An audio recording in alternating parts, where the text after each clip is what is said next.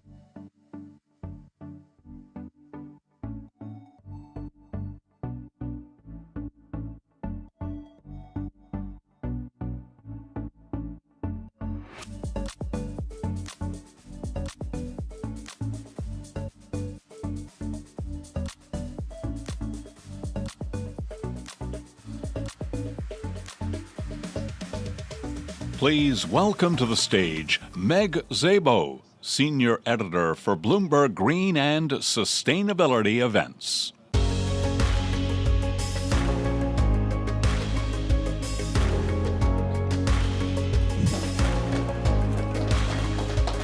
Hi. Good morning, everyone. Welcome to the Sustainable Business Summit. We are thrilled to be hosting you here in New York. This is our final summit of the year. We have been around the world, Singapore, London, and now we're back in New York for our first time live since 2019. So we're so thrilled to have you here. Today we'll be unraveling a couple of the challenges in sustainability to try and give you some inspiration and solutions to meet your ambitious ESG goals. But before we get started, a couple of announcements that I'd like to make. First, I would like to acknowledge our summit advisors, BMO, IBM, NEOM, Red Sea Global, Salesforce, and Wells Fargo, and our supporting sponsor, Apex. We would love to hear from you today. I will be sitting right here in the front taking your questions, so please submit them. You'll be using this QR code, which will pop up occasionally throughout the day. So please keep the questions coming. You guys always have the best questions, so we look forward to having our speakers answer those. And then for those of you that are joining us virtually, you can just click on that white tab on the right-hand side of the video window to submit your questions as well.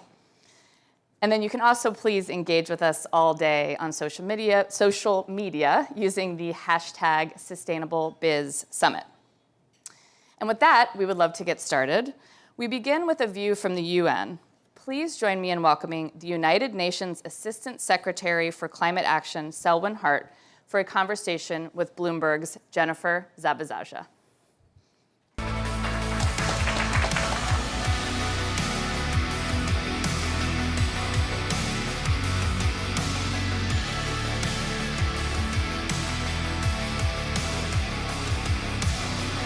Selwin, thank you so much for being here. Thanks to everyone for being here as well. How are you doing?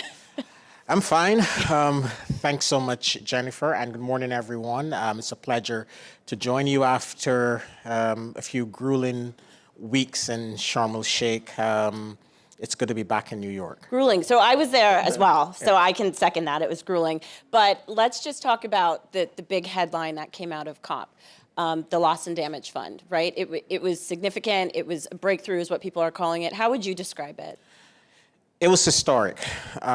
Prior to assuming this role, many eons ago, I was a negotiator for the Small Island Developing States. It's a group of about 40 countries, island countries in the Caribbean, Pacific, Indian Ocean. And one of the priorities that they've had over the course of the last 30 years is the creation of a funding mechanism or a fund to address the unavoidable loss and damage from the climate crisis. So this was extremely historic.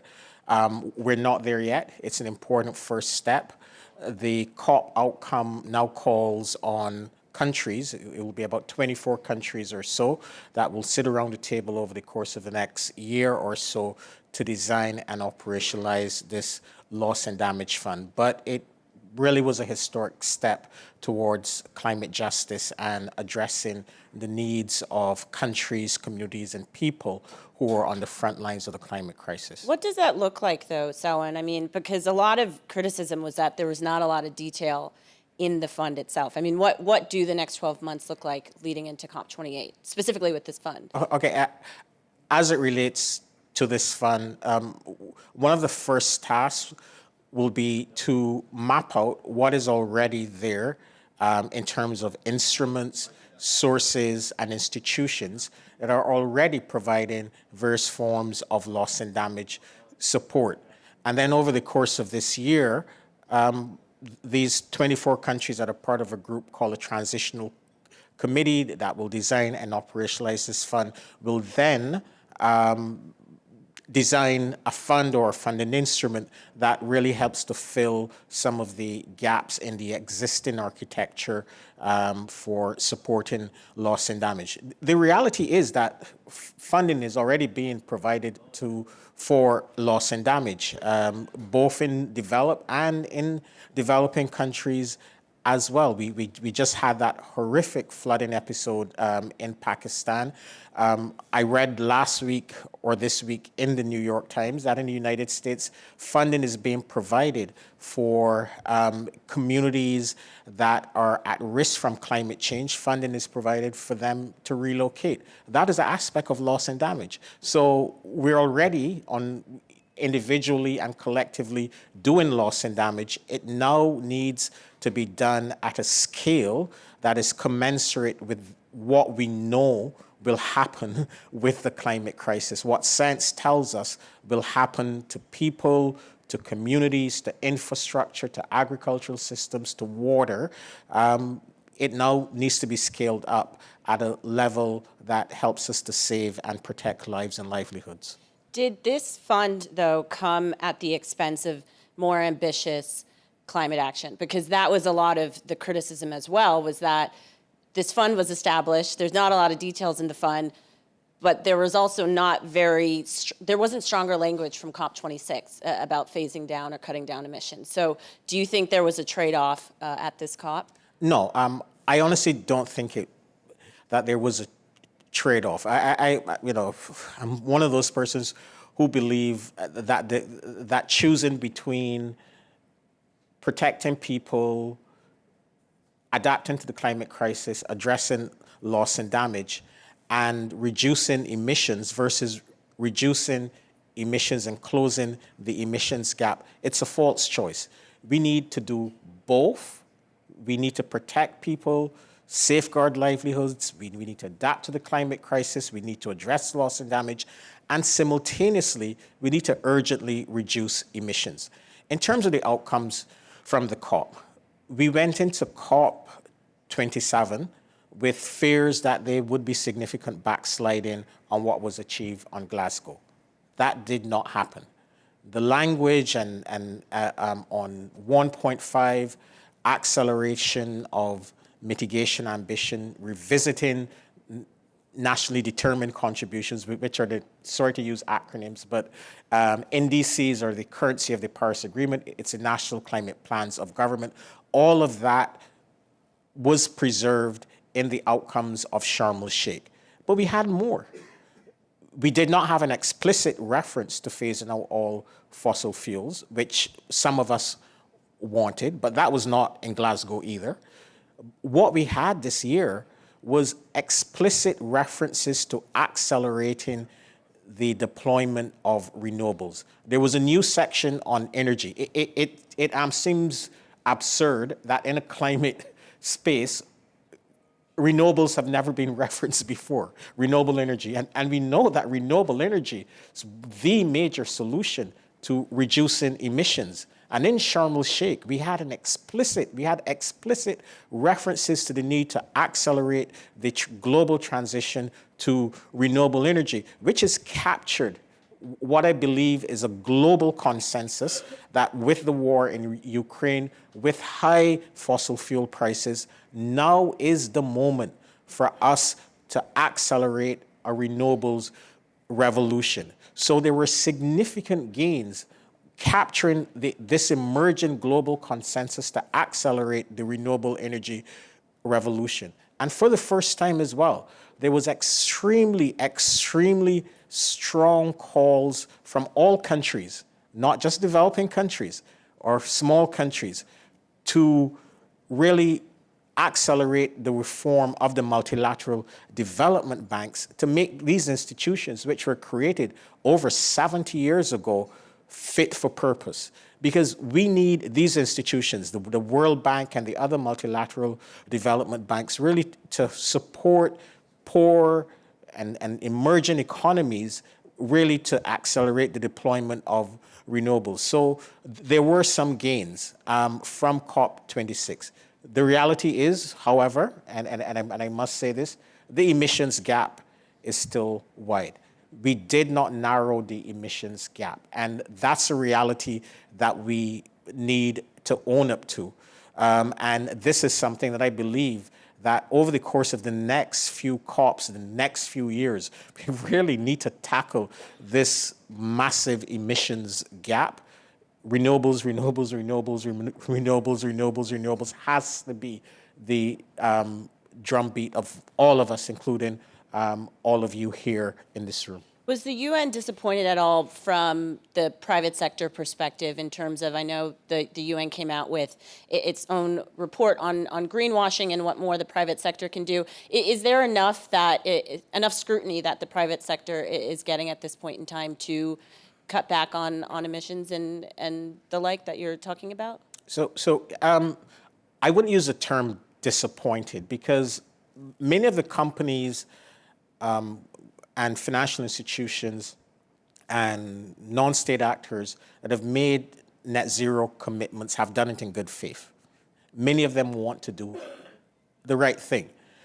The report that was commissioned by the Secretary General, because last year in Glasgow, we had a number of major announcements around net zero commitments. And this year as well, the same. And this year, yeah.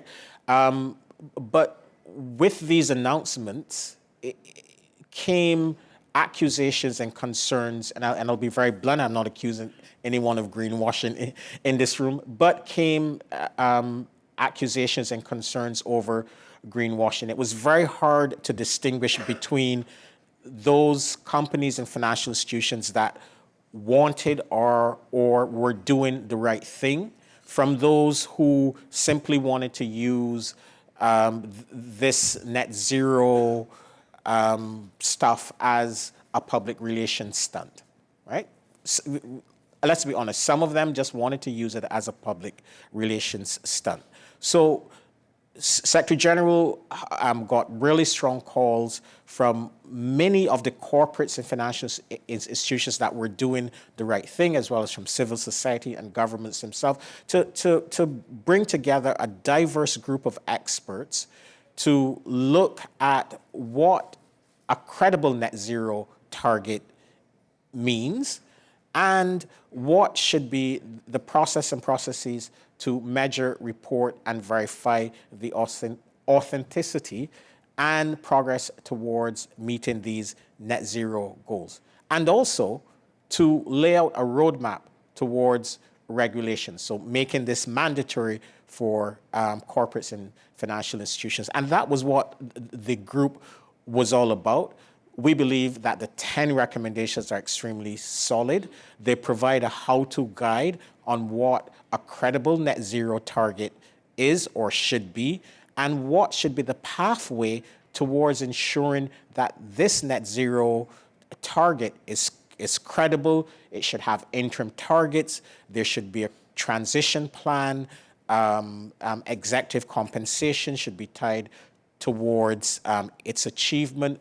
Companies that make these net zero commitments should not be engaged in negative lobbying against climate action. There should be a plan to phase out fossil fuel financing, and all emissions, Scope 1, Scope 2, and Scope 3, should be covered under this pledge, as well as the underlying transition plans behind a net zero pledge. So I wouldn't say a disappointment, but this how-to guide hopefully will help corporates, financial institutions, and other non-state actors to set credible targets and should be seen as the benchmark for what a credible net zero target looks like. Should be. And I mean, this week, over the past few weeks, we've seen the European Union go ahead and take their own approach as well in terms of setting these regulations. And we're seeing the private sector reacting a little bit negatively. I mean, so how do we move forward if this is where we're at this point in time? Well, what we heard in Sharm el-Sheikh was generally positive reaction to many of the recommendations. Of course, the European Union has always moved faster in terms of regulations related to climate. Key will be to ensure that we have a level playing field globally. One of our main concerns, and this was reflected in the report, is to ensure that developing nations, as well as financial and corporate corporates in the developing world, are not left behind during this transition. But we believe that the recommendations that are in this report should form, I would say, a how-to guide, a guide of best practice. Now, regulations will ultimately, and this is a strong belief from the UN and from the Secretary General, ultimately we will need to go down the path of regulations to provide certainty and predictability to the private sector. Certainty and predictability is absolutely necessary. Companies and corporates and financial institutions should not operate in an environment where there are regulations in the EU, there's uncertainty in the US, uncertainty in Japan, etc. There needs to be somewhat of a level playing field, and at some stage, some convergence in terms of especially the larger economies going down a regulatory pathway. And finally, one of the recommendations was for the creation of a task force a task force not dissimilar from the TCFD, but a task force that would look into this question of regulations across the board. And you mentioned the Secretary General. I think we should mention that COP15 is happening right now in Montreal, the biodiversity COP, and it's a huge opportunity for a Paris-like agreement, right? And the Secretary General had some pretty harsh words, should we say, about the way that the environment is being treated.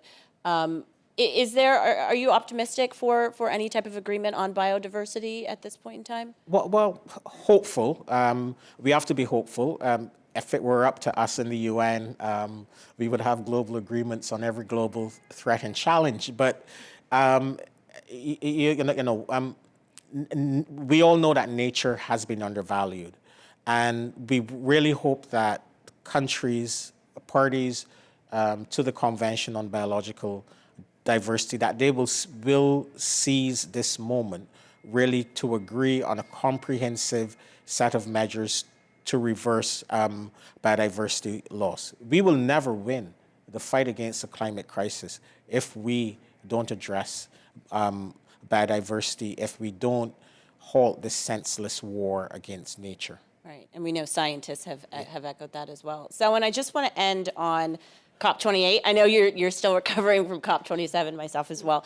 But there's been a lot of criticism about COP28 being held in the UAE, and potentially, not seeing enough, even more progress next year, considering where it's being held, what could potentially happen there. Why hold it there? I mean, give us a little bit of background. So, COPs move from across the 5 regions of the United Nations. COPs move from, so this year it was the African region or the African group, and next year the COP will be held in the Asian region. And the host or the COP president is selected by that regional group. So it's not a selection by the United Nations. But that being said, COP presidents have a role in terms of being neutral brokers of a very complex multilateral process. And we are confident that the UAE will follow the lead of other COP presidents. But ultimately, it is the countries themselves, the parties themselves, that make the final decisions, right? It will be the countries themselves ultimately under the leadership and the guidance of the COP president. But the reality is that Egypt has provided, or COP27 has provided a solid basis for us to deliver on protecting people, on the loss and damage fund, on doubling adaptation finance, on early warning systems. But we know what we need to do to close the emissions gap. It is about renewables. It is about supporting developing countries.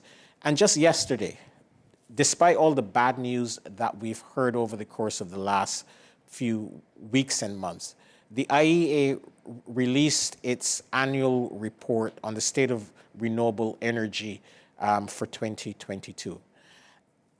And that report shows that the deployment of renewables is accelerating at an unprecedented pace. Over the course of the next 5 years, under normal circumstances, normal conditions, we're set to increase renewable energy capacity by 2,400 gigawatts over the course of the next 5 years, which is equivalent to the total installed energy capacity of China. And this is under normal circumstances.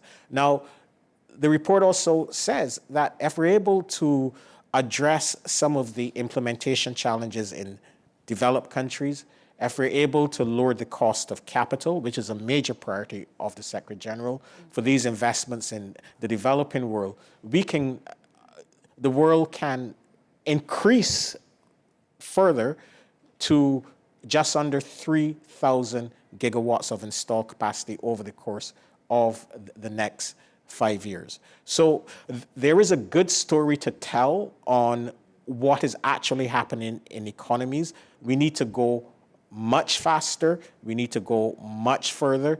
But the reality is, we have we have the technologies, we have the financial tools and instruments that are urgently needed over the course of this decade, because it is this decade that will make or break our attempt to hold the increase in global average temperature to 1.5 degrees Celsius. Well, and if this COP was about implementation, what will next COP be then about for the UN? Next COP, I can't define the agenda for the UAE, but it has to be about acceleration, acceleration, acceleration. We have, time is running out. Science tells us this decade is the make or break decade for addressing the climate crisis. So all that we're doing on finance, all that we're doing on adaptation, all that we're doing on loss and damage, all that we're doing on mitigation and closing this massive emissions gap, it must be accelerated. So for us, it's about acceleration, acceleration, acceleration, acceleration. All right. Selwin, thank you so much for your time. Thank you, everyone. Jennifer, thank you so much.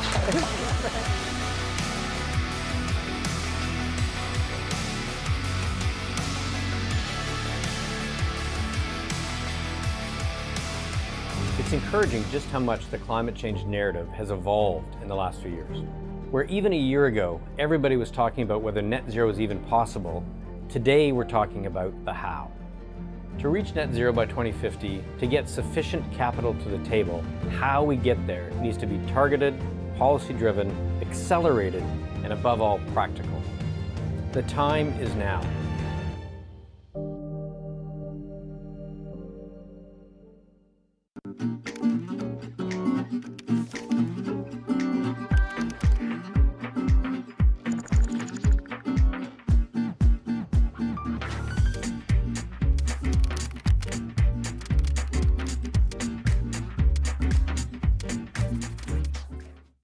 Please welcome to the stage Jonathan Hackett, Managing Director and Co-Head of BMO's Energy Transition Group and Head of Sustainable Finance at BMO, John Pagano, Group CEO at Red Sea Global, and Kareem Yusuf, General Manager of IBM Sustainability Software, for a conversation with Bloomberg Green's Lauren Keel.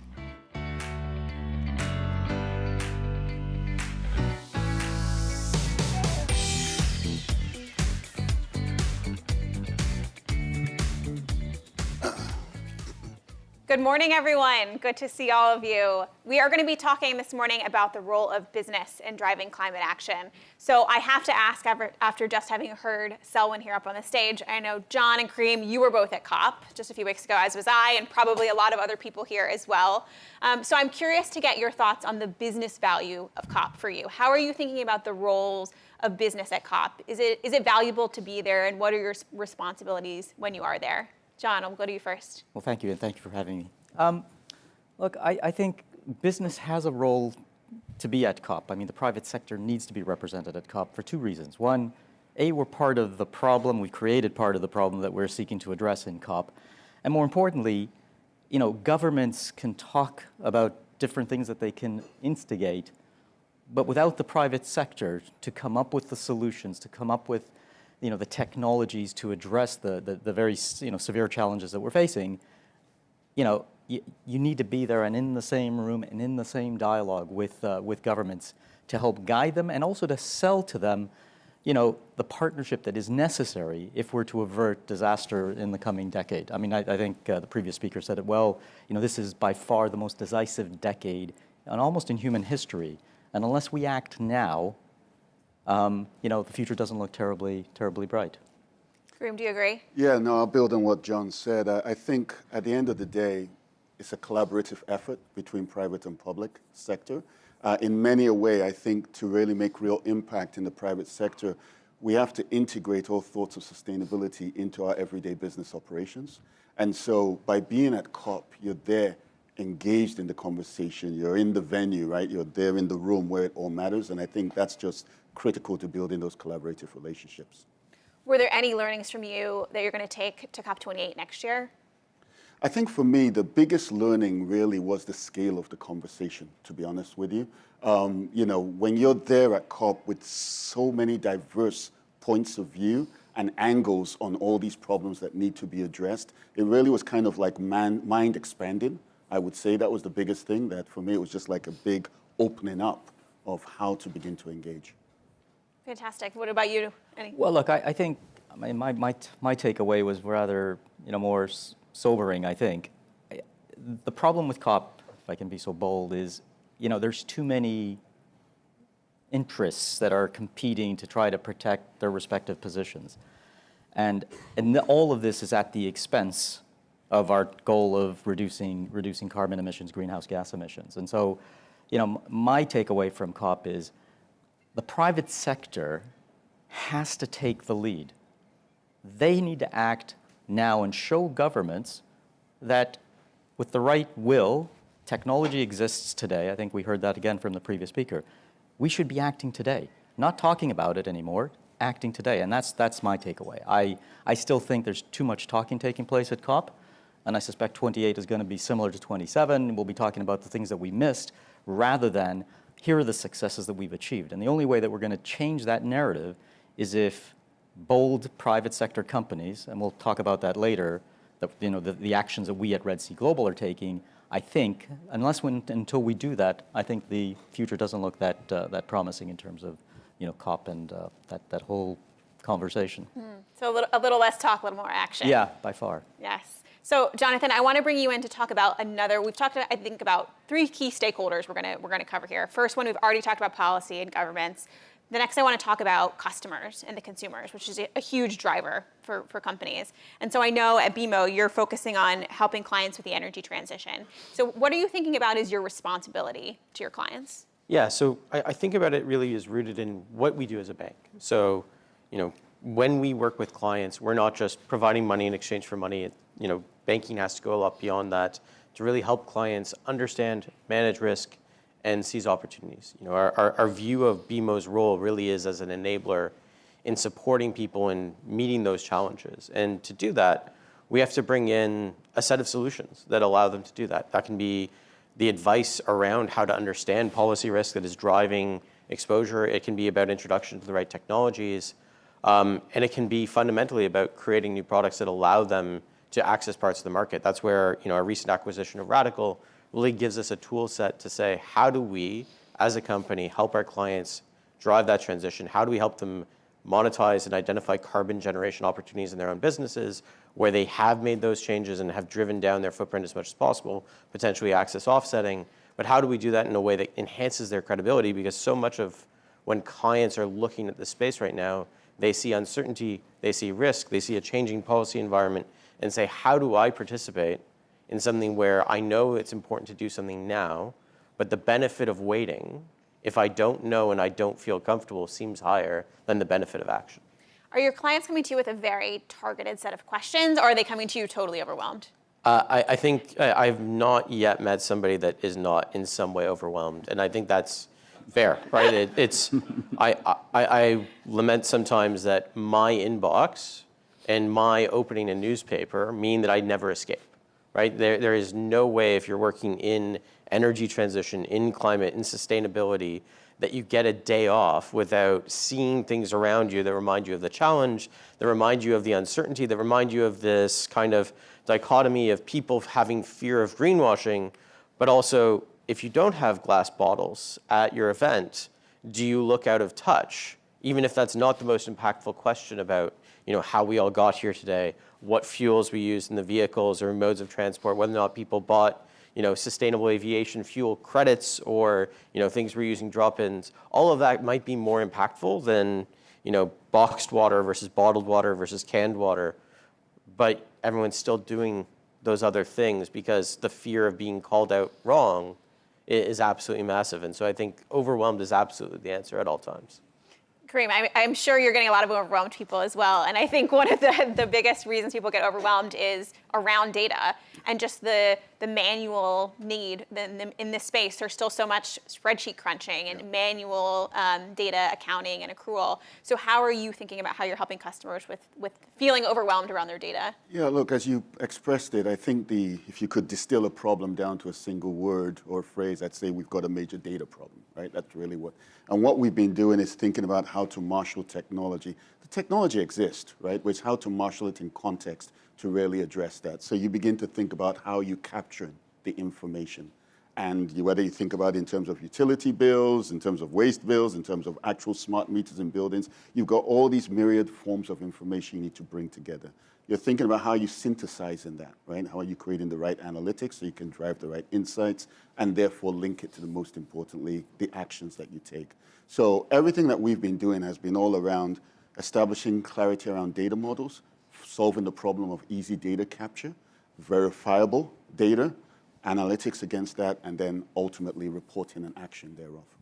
And are most of your customers coming to you with all the sources in place and they just need you to help you condense them, or are you helping them actually really set it up from scratch? It often set it up from scratch is the truth of it, right? It's back to the point Jonathan was making around there's nobody who isn't overwhelmed.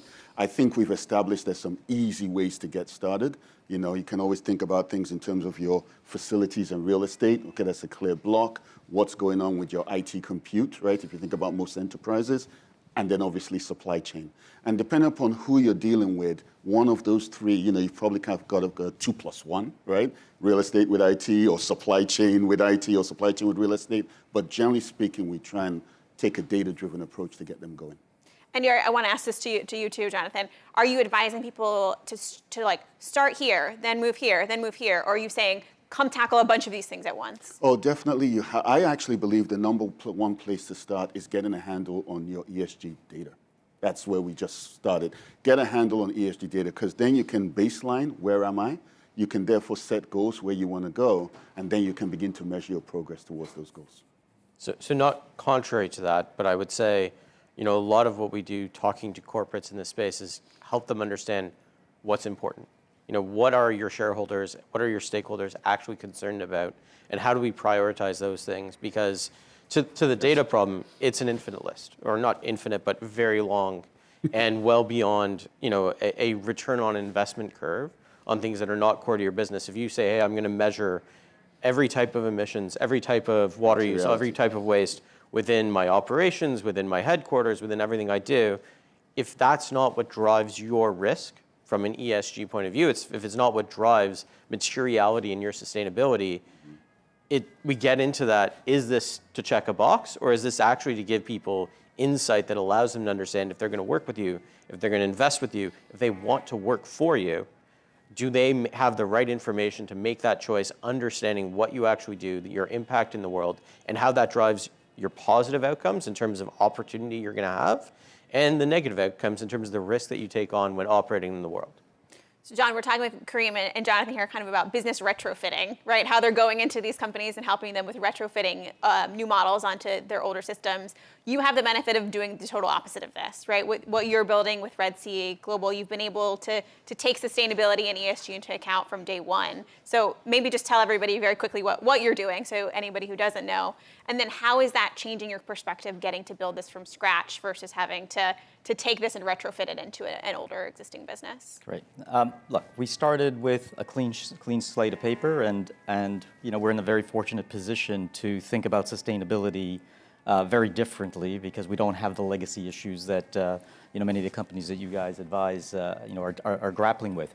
I mean, we're in a very interesting place in Saudi Arabia, for those that don't know Red Sea Global. And you know, when I was presented with the opportunity to develop a tourism destination in a pristine environment, you know, it caused us to think, how do we do this differently? How do we take a different approach and not follow the business as usual model? And so, you know, right from the very beginning, we set ourselves the goal of setting new standards in sustainable development. And you know, that sounded, you know, and it may have been a little bit of, you know, sound bites that, you know, were current at the time. But as we got deeper into it, actually, we thought, hang on, sustainability actually is no longer enough. if you think about just doing the same old thing and not maintaining the status quo, it never gets us anywhere close to achieving the objectives that we need to set for ourselves in order to cap the rise in temperature. So we took an approach where, and I often say we're inspired by nature, but led by science. And so we studied our site, in finite detail, and instead of simply saying, let's maintain it and keep it at the same level, we actually set ourselves a goal of increasing the conservation value of the destination by 30%. And we do that through a whole multitude of different things. But to the point about, building a sustainable business from scratch, everybody buys into it, from top to bottom. And we address all of the issues. I know you made the point about, glass bottles versus plastic.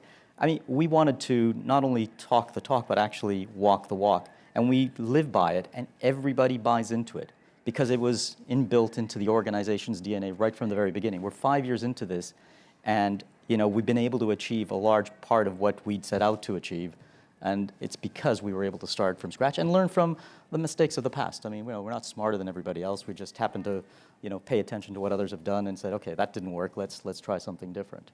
For those who don't have the benefit of starting everything from scratch, which I think is unfortunately the case for a lot of people, what learnings have you had, especially around getting everybody involved in this challenge? Anything that you could suggest to people who are already in these companies? Yeah, well, look, I think it's lead by example. From the top down throughout the entire organization. Pay attention to the little things, and it's an incremental process. You start with the low-hanging fruit. If everybody starts taking responsibility for plastic bottles, you eliminate plastic bottles, tick, and you move on and you work on that basis, it soon permeates the entire organization. So, I mean, because quite frankly, when I first got there, we were saying sustainability and we had plastic bottles everywhere. I was like, okay, there's a contradiction here. And as I said, we slowly but surely changed that narrative, and people now buy into it from the very top of the company all the way down to the people that are, the people that serve the tea or whatever. It's inbuilt in everything that we do. Kareem, I have to imagine one of the biggest motivators for your clients is around their own business imperatives. Like, how are they operationalizing to save costs, for example? Is that a big selling point as you're talking about this with people? Honestly, I think it's actually essential for making progress, right? I think we do our best when we're actually focused on known goals, and then enhancing with sustainability. So what I mean by that is, I think clients really are beginning to fixate on how they optimize their operations and cost while reducing their emissions and waste.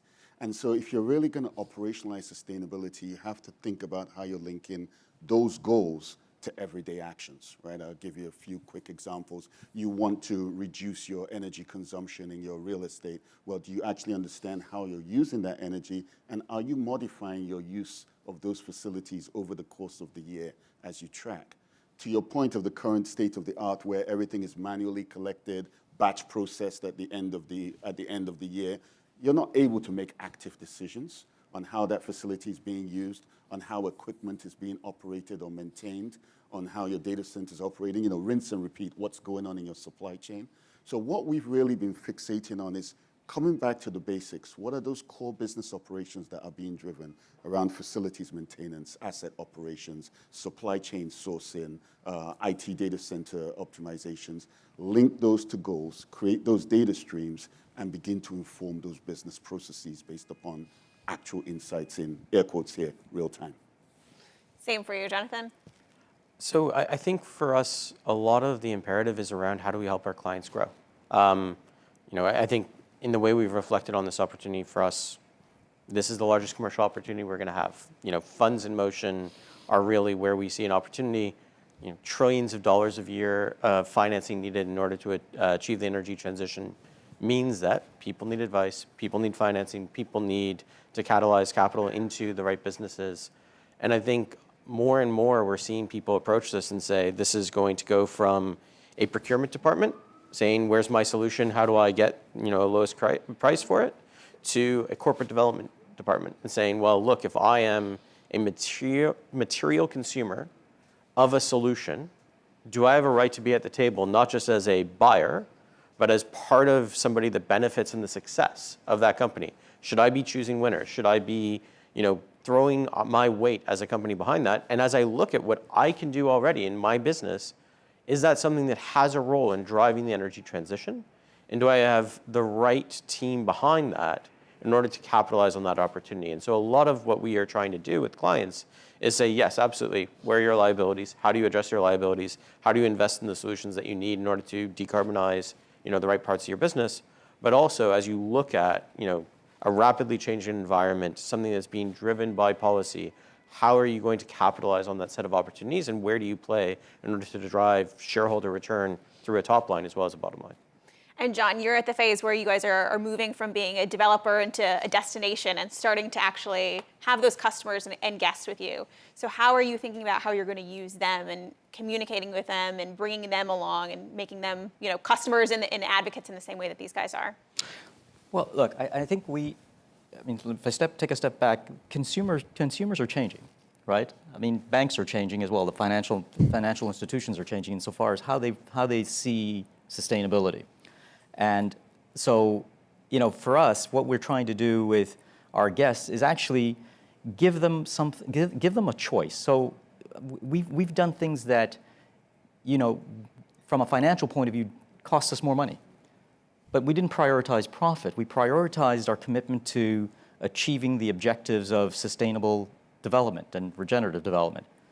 We're 100% renewable energy 24 hours a day in a country where oil is very abundant, available, and power is extraordinarily cheap.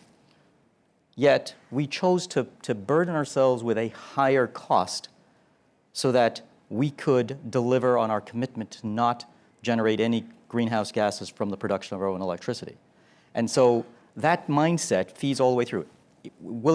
Does it hurt our bottom line? Yes, unless consumers ultimately will pay an incremental dollar on a room night, which I think they will. I think increasingly they're going to demand that they have those sustainable choices. So we've committed ourselves to being net zero day one. 100% green mobility, electric and hydrogen vehicles. The difference, the electrical vehicles are not fed from dirty power, they're fed from clean, renewable energy. So I think that we'll get the message across to our consumers, our guests, our visitors that are going to come to the destination and really showcase all of the extra effort that we've taken to protect and preserve this precious environment that we have and also fulfill the bigger agenda of reducing greenhouse gases. And I think they'll vote with their feet. Kareem, I think we're kind of taking for granted a little bit here that businesses are willing to resource in the way that John is talking about. And that's true in some cases, but in a lot of places it's not. So where are you seeing those pressures to resource around more on sustainability? Is it around the coming regulations? Is it around customer pressures? I think it's a little bit of all of the above, right? There's definitely an element of, you would call it the pressures, right? Whether it's regulation or consumers or indeed financing. I think more and more, though, I'm beginning to see waking up to this notion of it's actually advantageous. As in, how do I drive new business value? How do I develop more innovative processes or innovative operations, right? That change the game dramatically. I have a client who works in operating civil infrastructure bridges, and they think about extending the lifetime of physical assets like bridges, avoids a major amount of carbon. And they're aiming to double. So take a bridge from 100 years to 200 years. That's the kind of ambition. What kind of processes do you need around operations and maintenance to extend a bridge 100 years more, right? That's what I'm talking about when I think about driving for new value. So I think we're seeing that a lot more. There is definitely the risk or fear side, but I think more and more we're seeing people step out to I can drive differentiation for my business, for myself, for my employees by really looking at this as a core part of how I operate. Jonathan, do you think that the type of time horizons that Kareem is talking about, is it hard to get people to invest in the future? If they're saying, well, you want me to spend more today and I'm going to see those returns in 150 years when I'm so long dead. That's a bridge. But if you won't be there to see those returns, is that a harder sell or are people willing to do that? So I've heard people basically throw out the argument that 2050 commitments are trivial because no one in senior management at a company is going to be there in 2050 to have the check mark or the X next to their name of did you achieve those goals. But I think we've seen a rapid pull over the last few years from a 2050 commitment can be vague to now there's expectations of what that means in terms of near-term actions. And I think it's really hard to say what a 150-year impact is, but the direction that you need to steer your business to credibly say where you're going to see those impacts becomes apparent immediately. And I think that people can then get their head around the idea of transformation and that investing in the right things now can lead to the right outcomes. I do think that the real fundamental challenge that we have is that I know we talk about the technologies being there, but this isn't something where the winning technology based on a market ideal that we have constructed wins because externalities are not effectively priced in. You don't actually have a connection. And so you need that policy regime to be there. And I think what makes it really hard to steer a ship on a long-term basis is that policy uncertainty is all around us all the time. And the ability to lock things in with investment tax credits or production tax credits that create an obligation is very powerful.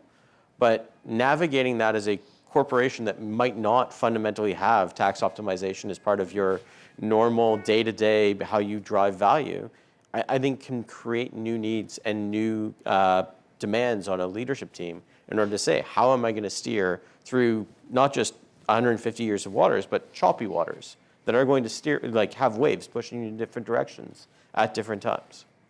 John, we're kind of dancing around this challenge of marketing, which I think is a little bit of what's coming up in each of our conversations as we're talking about how do we push for the business value of this, we sell around the savings and the long term and all of that. How do you tackle that challenge of marketing what you're doing and talking about your sustainability efforts and talking about that long term without getting all of those greenwashing challenges that none of us want to hear or none of us want to get. Now we obviously want to hear them when they need to call people. Look, and that's a risk. Obviously, the more you talk about it, the more vulnerable you become. I think the approach that we've taken is one whereby we don't say anything unless we can back it with evidence. So, being transparent in everything that we do is hugely important, and that will insulate us I think to a great extent from accusations of greenwashing. So, for example, We've published sustainability reports. We're just about to publish our second sustainability report, where we've set ourselves some fairly lofty ambitions in terms of the things that we want to accomplish in terms of sustainability. And the commitment that we're making to ourselves and to our stakeholders and anybody else who's interested in what we're doing is we report it honestly. We don't succeed in everything that we do, because I think it's right and appropriate that we show, look, we tried this, it didn't quite achieve what we want to achieve, but we're going to alter course and we're going to do something different. But if you say, aren't we wonderful, we're doing all the sustainable stuff, and there's no negative, no downsides, everything is going swimmingly, then I think you're vulnerable to being accused of just painting a very green picture, where in reality it's anything like that. And I think that's hugely important. The more transparent organizations are, the more credible the information that you put out there is going to be, and the more confidence your stakeholders, consumers, financiers, everybody will have in what it is you're doing. I think that's hugely important. Kareem, do you agree that that's the right approach? Totally. Literally today, we're putting out a story on what we've been doing with real estate, right? Our real estate is about 40%, depending upon which day you count it, 60% of emissions that we care about. And we want, to your point on energy transition, move to more renewable, all of that. So documenting what actual steps have we been taking over the last year? What technologies have we deployed to what benefit, or, as you say, downside, and what do we want to do next, I think becomes critical. This is a narrative of making sure folks understand tangibly, what are you doing today? What are you doing tomorrow? And then we'll begin to get there step by step. So yes, totally agree. And Jonathan, how are you thinking about helping people with that narrative? So it's challenging. I think one of the things that we've learned as we've dealt with our own sustainability is that we have to not just have a view of our operations, but how we fit into the world. What are expectations across as a bank? Decarbonizing a bank is not hard in terms of core operations, similar to a professional services company. But we're accountable for the emissions, the environmental footprint of all of our clients, whether they be retail, whether they be corporates, because we enable what they do. And in order to get our minds around that, we had to literally build a climate institute. We had to hire climate scientists, hire people that were able to look at this and say, what does it mean to participate in the decarbonization of the economy? What does it mean to do your fair share? And a lot of that is translated into how we then work with our clients to say, actually, we've had to do this work, we can share it with you. But it's a delicate balance because, our brains as humans are not very good at understanding scenarios and not understanding, stochastic processes. And to say you are doing enough when the world changes around you, when somebody might have a different baseline scenario that they're looking at, takes a different kind of communication. It's not just checking a box, it's laying out. Here are the things that we're using to hold ourselves accountable. Here are the baseline scenarios we're taking. Here's the target that we're talking about. Because so often we take for granted that everyone believes in the same number of degrees being the outcome that we're working towards. And sometimes people are fundamentally setting a different bar for themselves. And you need to communicate all that before you can even say, and this is what we're doing. John, we started talking about one COP, COP27, and I wanted to end by asking you about the COP that's going on now, COP15 in Montreal, which is around biodiversity. So how are you thinking about biodiversity as you guys are building out at Red Sea? How is that something that you're imbuing in your business? Well, again, I come back to where I started by saying sustainability is no longer enough. And, we need to think about regeneration. The biggest area of focus for us in terms of regeneration is biodiversity. So too often development, is undertaken at the expense of the natural environment, whereas we valued our natural environment from day one. And I often said that it's our most valuable asset on our balance sheet, and I firmly believe that. So, our goal is to increase biodiversity through a whole multitude of different things, from, growing mangroves. I mean, mangroves are amazing plants. They sequester carbon at a rate far greater than terrestrial trees. We're blessed with thriving coral reefs, yet we're not complacent. And so not simply relying on what we've got, we're seeking to build abundance through technology, working with our scientific partners to grow coral in the labs, to working with NGOs that will help us achieve better success in the normal reproductive cycle of corals, because they're under threat and we need to do whatever we can to protect ourselves. We're also studying the unique DNA of our corals, because for whatever reason they're more tolerant to the stressors that have damaged coral reefs around the world. And one of our commitments is anything that we learn through this process, we're going to share with the rest of the world, because maybe we can offer a ray of hope to the Great Barrier Reef, or the reefs in the Caribbean or the Indian Ocean. So, a big part of what we're doing in achieving our 30% increase in conservation value is to increase the biodiversity, because for too long we've been exploiting wetlands, rainforests, to the detriment of, life as we know it. I love that idea of keeping biodiversity on your balance sheet. I think that's a good takeaway for all of us. Thank you so much. Thank you, Kareem. Thank you, John. And thank you, Jonathan. Thank you all.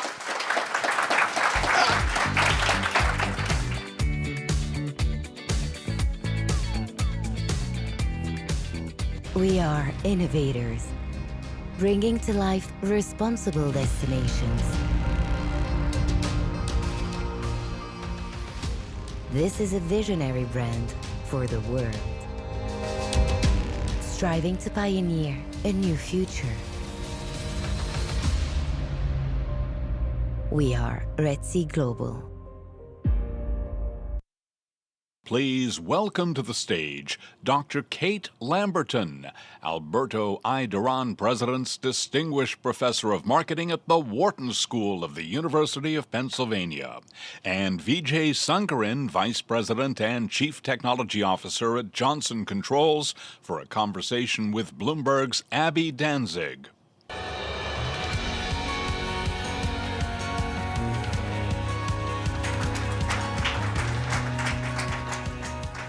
Hi, everyone. Cait, Vijay, thank you so much for being here. So for this conversation, we kind of want to take this a little bit of a different direction. Instead of focusing on the Chief Sustainability Officer role, talk about other departments that are kind of taking on these responsibilities a little bit more. I would like to just remind everyone in the audience that we are going to be taking some questions towards the end of the session. So hit that QR code when we pop it up there, and we'll save a couple minutes for that. So I'm going to start with you, Vijay. Can you tell us a little bit more about your career path to Chief Technology Officer and sort of what parts of your current role touch sustainability? Yeah, absolutely. It's great to be here, everybody. And, I've always been passionate about technology since I was a little kid, when I got my first Apple II back in 1984. But it's always been about, how technology can be used to solve different problems. And, I was previously at Ameritrade. Prior to this, we were solving problems around investing. And so when the opportunity came up to join Johnson Controls and leverage technology to solve this great big challenge that we have around global warming and sustainability, it was an opportunity too good to pass. I had just read Bill Gates's book about 2 years ago on climate change and saw that 40% of all emissions were being generated out of buildings. And to come on board a company that was really focused on solving these problems in the building domain, leveraging my capabilities and expertise around technology, is just sort of a lifelong capstone for me. So that's how I got here. Yeah, that's great. And Cait, let's talk about that marketing angle of this. So obviously, I'm assuming this has become a bigger part of your curriculum and your research.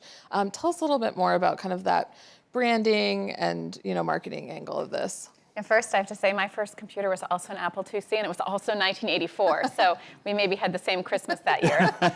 Little orange screen, right? So yeah, I'm in marketing, and it's great to be here. A couple things prompted the interest that we now have in sustainability. Of course, there's a lot of demand from companies, right? They expect when our students graduate, they expect them to be conversant in this language, to be able to speak to the problems that are going on. From a research perspective, I actually started about a decade ago doing work on the circular economy, or the sharing economy. And something very strange happened where you had all these sharing systems that were marketed in terms of their sustainability.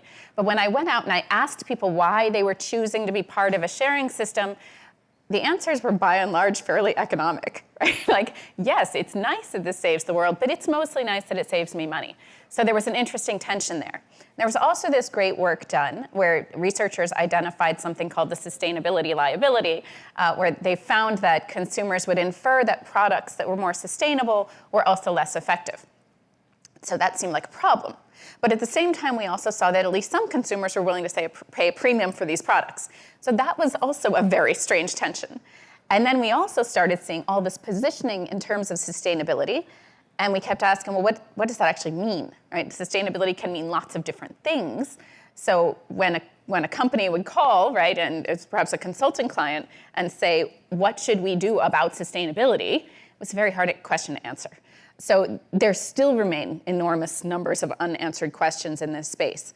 And what emerges over and over and over is this tension between, yes, this is valued and valuable and everyone wants this, and then again, I want to save money, over and over. So it continues to be a dynamic conversation. And I think, you kind of segue nicely into our next topic, which I'm sure everybody has heard this word ad nauseum, but let's go to greenwashing. And I think what you're speaking about is really, there's risk factors, there's risks and rewards and all of this, and proving business value, but also, being authentic.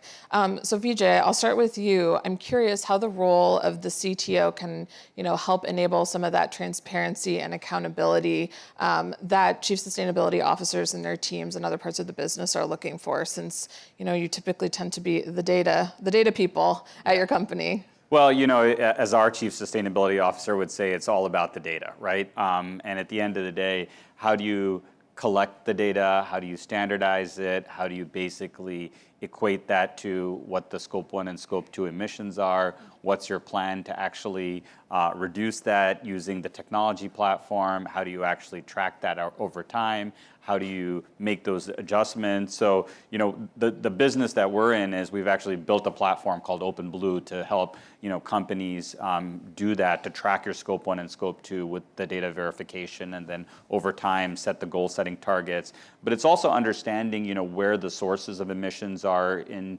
your facilities, whether it's from, HVAC equipment or whether it's from your plants, and how is like one facility compared to another facility. So I think everybody is super motivated about the challenge around resolving sustainability issues and reducing carbon emissions and climate change. But the operational piece of it is really, really important. Because a lot of companies, they've just been focused on buying carbon credits, but they don't even really know half the time like what they have in terms of the emissions that they're creating, right?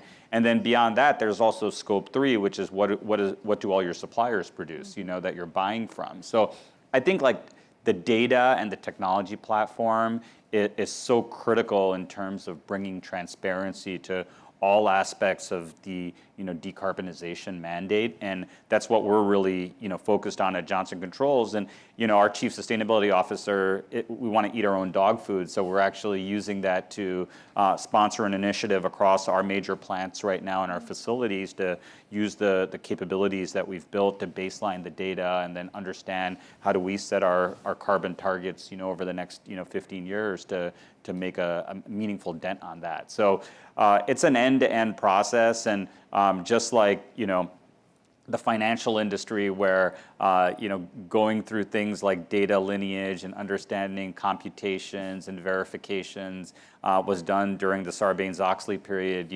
I'm sure we'll go through the same sort of set of changes in the governance of the data around sustainability as well. So it's pretty exciting to see how all of this will come together. Yeah, absolutely. There's a lot of evolution in that space, and I'm sure we're going to be continuing to talk about that throughout today's program.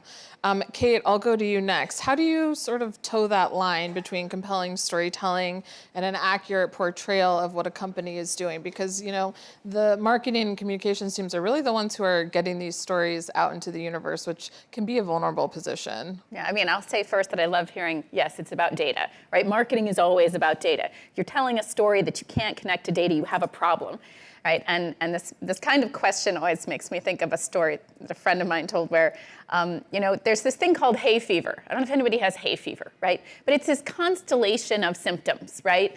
And he started to get kind of sniffly, and he started to get kind of itchy, and he said to his dad, "Oh man, how do I keep from getting hay fever?" And his dad was like, "Just don't have hay fever. Right? Just don't have it," right? It's a constellation of symptoms, but you decide how you interpret those, right? So take your data and try to understand what kind of sustainability you have, because sustainability in one firm is going to be different than in another, and I would say own that, right? The truth is, for some firms, if we're going to go ESG, the E and the S are really strong. We hope the G is there, or the G and the S are really strong and the E is less there. You can have your own flavor of sustainability. I would have the conversation about what that is, right? Where you can make the biggest difference, what you can actually change within your firm in the short and the long term. And what we would do in research is we would often just brand that. We would say this is X kind of sustainability or Y kind of sustainability. We also we're doing some research right now on the difference between sustainability related to the materials and the process, right? Mm-hmm. And we find that consumers interpret those very differently. And spoiler alert, what we find is actually it's not multiplicative or additive for the consumer. You can have one, and if it's real, that's okay, right? But be clear about what you do and what you don't do. And I think that's very possible, but I think instead what you end up with is sort of embrace of the same story across all firms, and the use of the same graphics across all firms, and the use of the same buzzwords across all firms. That doesn't work anymore, right? We're in a postmodern age where everyone rejects the narrative as applied to everybody. So you have to move beyond that. You can't just use the stock photos and the stock taglines. Know what your firm does and own that. And, kind of as a follow-up to this, on the crisis communications angle of this, if your company is accused of greenwashing, whether it's through regulatory action or, just your consumers in the public eye, how, from a communications standpoint, marketing standpoint, what should they do? How should they react to that? I mean, it depends a lot on whether it's true or not. Right. If you are actually greenwashing, then you need to step forward in transparency instead of backwards. Yeah. But that's tough to do once a lawsuit starts, right? Yeah. So I've been expert witness on a couple of these cases where they're class actions, and they say, "Oh, you said that your packaging suggested that your product was going to be eco-friendly, but the product can't be recycled in 90% of cities and doesn't really work." So I think there are pragmatic steps that have to be taken and can't be taken. But what we do know is there's some research that I did not do, but some other folks did, where consumers actually respect it if you explain that, no, in fact, you did this and it makes sense for you as a business because it is good for your business, that if you acknowledge that your firm, too, has economic and financial incentives to do this, suddenly it becomes much more credible to consumers. They know that's real. And they understand that firms make decisions in their economic best interests. So there may be a moment where you say, actually, you know, here's what we're doing, and we'll explain to you why it makes sense for us. And then they draw the line, right? They say, yeah, it does make sense for you. Of course you're going to do that. It's okay to acknowledge that you are also a business that needs to make money. Yeah. It works. Okay, I want to pivot a little bit to, you know, some of the internal barriers in advancing sustainability efforts. I think the whole reason that we're all here today, and you know what our audience is very keen to hear, are practical solutions to moving things forward. As you know, leaders of different departments are trying to help out with this. What, from where each of you sit, do you think is the biggest sort of internal hurdle in advancing those efforts forward? Vijay, I'll start with you. Yeah, I mean, I would say, first of all, it's complex, right? And I mean, Cait said a lot of things around transparency and just, you know, figuring out what that framework and structure looks like. But I also think it's a lot about, you know, starting somewhere, right? And the internal barriers, you know, what happens is that you get this big message around, you know, I'm going to decarbonize by 2035, right? Like, who's actually knows what they're going to be doing in 2035 right now? Like, I don't know what I'm going to be doing tomorrow sometimes, right? And so, so when you're putting out these big goals, right, it becomes really hard to kind of break down the problem into sort of smaller goals, right? And I'm a big fan of the book Atomic Habits and just really breaking the problem down into little things, right? And so, how do you find a champion somewhere in your business who's going to lead the way and break it down into smaller bits, right? And then figuring out, you know, how do I have the platform to do that, right? And so that's really where we've started. We've said, okay, we want to be a leader in it. You know, we're a leader in smart buildings and, you know, supporting decarbonization for other companies, leveraging our open blue software platform. So how do we take a small subset of our portfolio and show people how to baseline, benchmark, set targets, understand whether those targets are achievable, and then show and tell, right? You take that, you know, smaller pilot, and then you sort of amplify it across the ecosystem. So it's, you know, my own belief is that the barriers is that, okay, when people make these like big projections, you know, nobody knows exactly what to do, and you need to have somebody who can start somewhere and do something. Yeah, and it's interesting because this is a similar discussion we were having with regard to, say, behavioral science a few years ago, when companies were like, how do we get behavioral science through our whole institution? And the statement that they'd say, well, we come in and do a workshop and train everybody on behavioral science, and then it's everybody's job, and then it's nobody's job. And to your point, I think we do have to protect the role of that champion. You know, it's interesting because we know that everyone in a firm is in part responsible for the financial well-being of the firm, but nobody ever said, let's get rid of the CFO, okay? Somehow that survived, right? And I would say when I look at this from a marketing perspective, that has happened in part because there's a common metric that everyone contributes to that speaks to the CFO. So we spend a lot of time talking about customer lifetime value. That is a metric that can be aggregated up to the financial value of the firm. And so if marketing is doing something, they need to be able to point to the part of that, whether it's retention or margin or even cost of capital, so that what they're doing makes sense to the people in the C-suite. And I think to the extent that you have a champion who has not only responsibility but also authority, right? Just because they're the sustainability people doesn't mean they have to be the nicest, huggiest people, right? Give them some teeth, right? And there's a common metric that everybody else can speak to. You can move it forward. But I would push against this idea that, well, we'll just have everybody do it. Yeah. Because then it's nobody's job. And it's a lovely idea, but I've seen it fall off when these new big ideas are pushed out. I mean, just adding to what Cait said, I mean, I think that inherently the sustainability challenge is a set of trade-offs, right? And so, you know, it's easy to get stuck because think about it, right? Okay, you know, now we're returned to the workplace or hybrid workplace, And so now people are going to be back on, the streets, traveling, commuting. That adds to your carbon, right? You're starting to you have these buildings that are been largely unoccupied, where you can turn down your HVAC systems and stuff like that and reduce your carbon emissions, right? And now you have people coming into those spaces again, right? So it's the whole, decarbonization journey is inherent in its trade-offs, right? And so that's why I think there's a tendency to get stuck, right? And then people get that oh gosh moment, where they're like, okay, I need to do something this year, so I'll just go out and buy some carbon credits, right? Which is not necessarily economically efficient either, right? So I think that's why it's really, really important just to instead of being like, oh, it's somebody else's problem, having a champion who's going to say, okay, this is what we're going to do first, right? And we don't need to solve the entire problem right now, but doing something is better than doing nothing. Yeah. Kate, you touched on this a little bit, but I want to suss out a little bit more from each of you. Sort of the whole theme of our summits is making the business case for sustainability.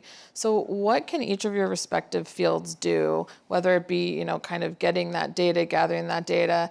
How can you join forces with the sustainability teams to really bring home that point forward to the CFO, CEO level, that this is good for the bottom line? Yeah, so fortunately for us in the building space, energy efficiency and decarbonization are basically like a match made in heaven. So, the fact that if you can improve the consumption patterns of utilization of your assets in buildings, being able to use software and technology, that we've developed on our OpenBlue platform to vary the different temperature controls in buildings. You can save money by driving more energy efficiency across the portfolio of your properties and reduce your carbon output. So that's how we've been able to do it. But I think across any business, energy efficiency is a real win-win in terms of being able to drive the right behaviors around sustainability. The other thing that does is that when you get transparency around the biggest offenders of energy consumption, maybe you have an old chiller, or maybe you have an older system doing in one of your plants, it also gives you the opportunity at that point to replace it with something that performs better, gives you more capabilities, and is also much more high efficiency and more green, right? And so that, I think, is a big lever that all companies should look at as part of their decarbonization business case. Yeah, so I'm in marketing, and so we're always thinking about how the consumer views this, right? That's where the value is going to come from in marketing. And I think what I see when I talk with companies about this is they get that. So we have two big principles that we talk about, right? There's principle of customer value. You're giving them something they want. Second, the principle of competitive differentiation. They get one, right? You can run the surveys. You can say people care about this. This is great. But they don't get differentiation, right? And if this doesn't differentiate you, it doesn't change price sensitivity from the consumer's perspective, it's pretty hard to justify as a marketer. So I would say marketing has to emphasize the way in which this can actually differentiate. And that in part goes back to the idea that the way we do sustainability is not the same way everybody else does sustainability.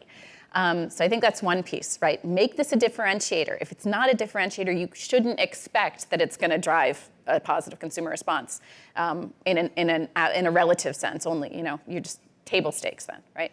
And the other thing that marketing can do is collect data, right?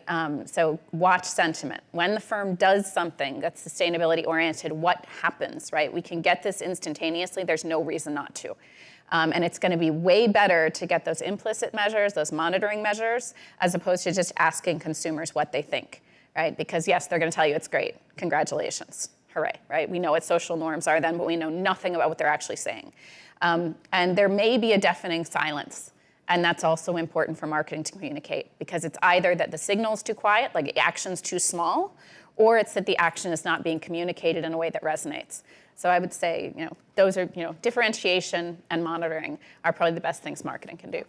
Great value props across the board. I would love to check in with our fearless leader, Meg, over here to see if she has any questions from the audience.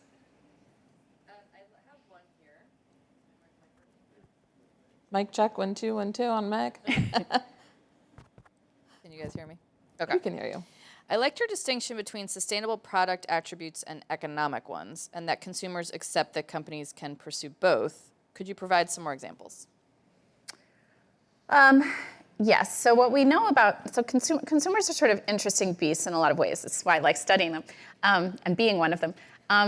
So we know something called equity theory exists, which means that when a firm puts something into a product, they're allowed to charge more for it. That's equity. Consumers actually value equity. It's part of their status as a dignified human, right? And they will dignify other humans in the same way. They also have what we would call theory of mind, which says, I'm thinking about why the firm is doing this, right? And increasingly, firms are being pushed to also demonstrate theory of mind about consumers, to say, okay, I know how you see me. I see how you see, and we see each other, and we understand what everybody is thinking here. And that's why you're seeing these interesting, ironic commercials where you see, people making fun of their own product category, their own brand, like insurance. That's a demonstration of firms acknowledging that consumers understand how business works. Okay. So I think the same thing plays out in sustainability. If you dignify your consumer enough to say, yes, you understand we're a business, yes, we're driven by profit, and yes, this makes sense in that term, it's a very similar thing as you're seeing in a lot of other industries in terms of demonstrating that. In terms of processes, the studies that we've run, I can tell you we do things like, for example, we take the same mug, right? Very similar mugs. We pre-tested to be similar, like travel mugs. And we tell people this one was made with sustainable materials, this one was made with sustainable processes, this one was made with both, okay? And then we capture market share.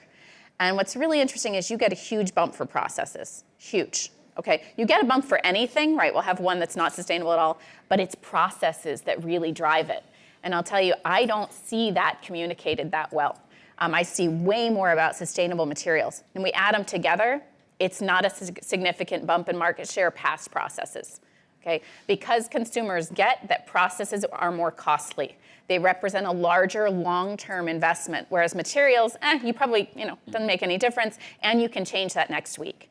Okay, so I would say, you can lean into what consumers actually understand. They're pretty smart, and do more to communicate your long-term commitment in terms of things like underlying processes, not just, okay, this is a green material.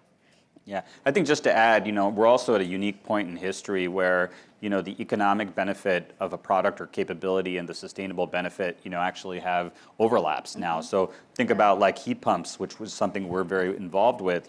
We have a strong demand for heat pumps right now because it is where the economic benefit is superior to some of the previous products and the sustainability benefit is superior as well. And so I think, as time goes on, and I've always seen this sort of in terms of the evolution of technology, is that these attributes tend to converge, and that creates a broader ecosystem, right? I mean, I was in the automotive industry before, and electric vehicles are nothing new, right? But at some point, with Tesla and some of the other companies, that economic benefit, that sustainability attributes sort of intersected to kind of create this tremendous market demand and switchover that's going on right now. Okay.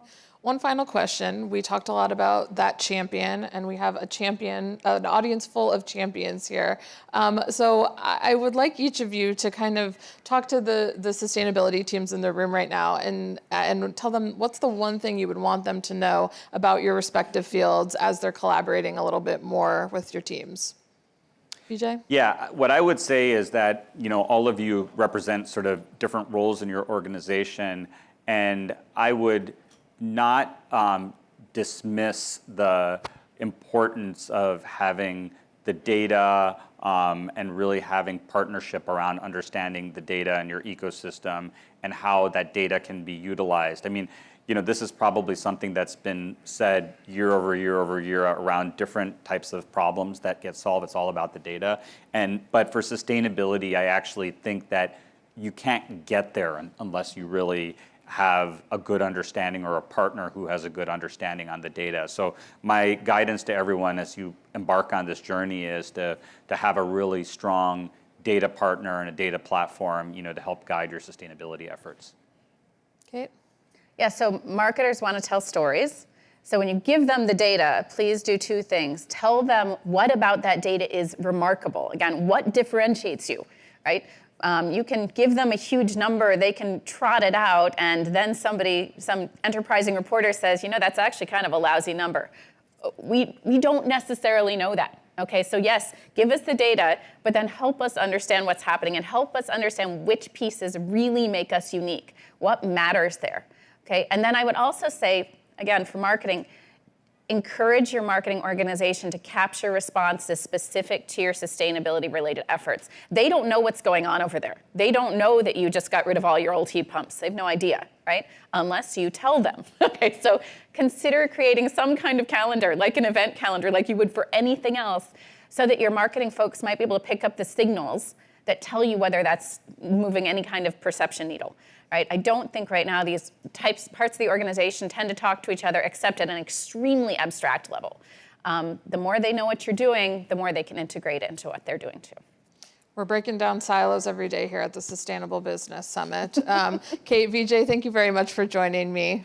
Thank you. Thank you.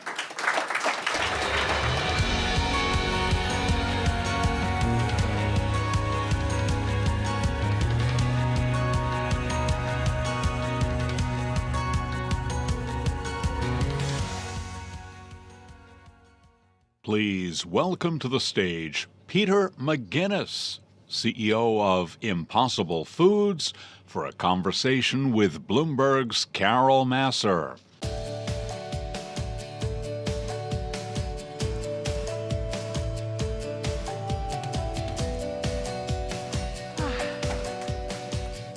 How's everybody doing? Are you awake?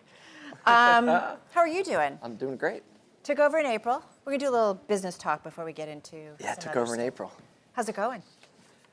It's going great so far. Yeah. It's been a wild 6.5, 7 months. Who's counting? Why wild? It's a very dynamic category, industry, with huge potential.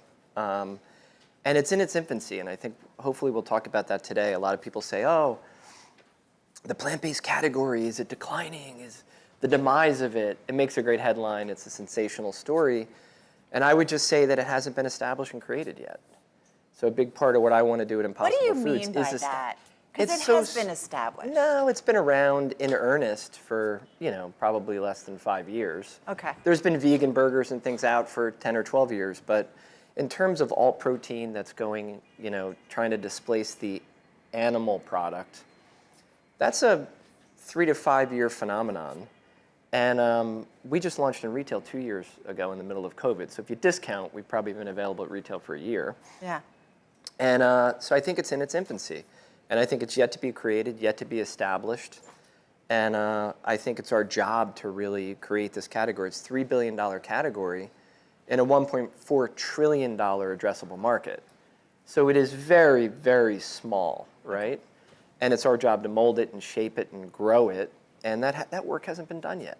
Peter, you're someone who knows the food industry really well. You and I were just you were reminding me you were 10 years at Chobani and you're doing this. You understand kind of reaching consumers and what they want. I want to go to a recent Bloomberg opinion piece that talked about plant-based product sales in the U.S. and they said they've been flagging. Sure. The category's meteoric growth in 2020, flattening in 2021, and since last September, a key portion of its retail sales has dropped more than 10%. Its reputation has also been badly bruised by the stock performance of Beyond Meat, which is down more than 90% from a peak back in 2019.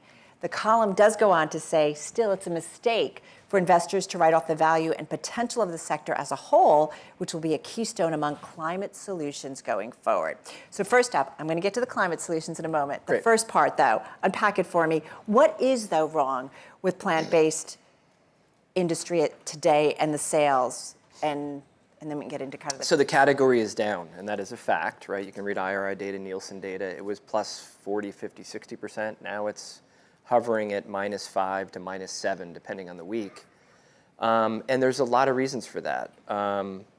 There was a COVID bump probably in there somewhere along the lines. Yeah. There was a novelty bump when it really, first became available. So some of it's a correction, some of it's some noise in the data, and then some of it there are players in the category who will remain nameless because I'm a proponent of the category that are not doing well. Okay. And so, the category is a composition of companies. Right. And so if there's some companies in a category that don't do well, they can bring the whole category down. And so we're doing well. I mean, we're growing 60% at retail.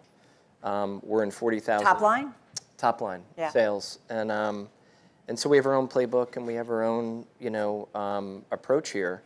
But I think it's lazy to look at comparables and try to project that on a category, right?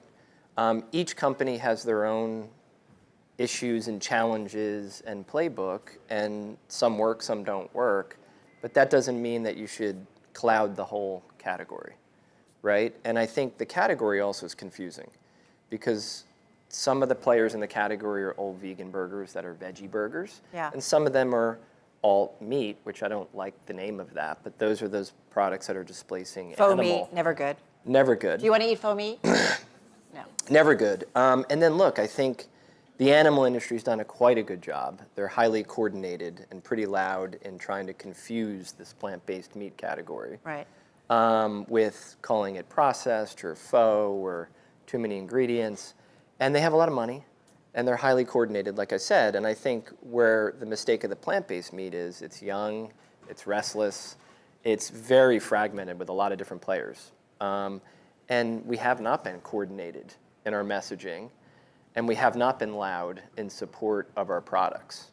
And so combination of big meat kind of being loud and coordinated, and plant-based meat being shy and uncoordinated has not helped the situation. So let's talk messaging. And let's get to the second part of that Bloomberg opinion column, which said, it's a mistake for investors to write off the value and potential of the sector as a whole, which will be a keystone among climate solutions going forward. Climate solutions going forward.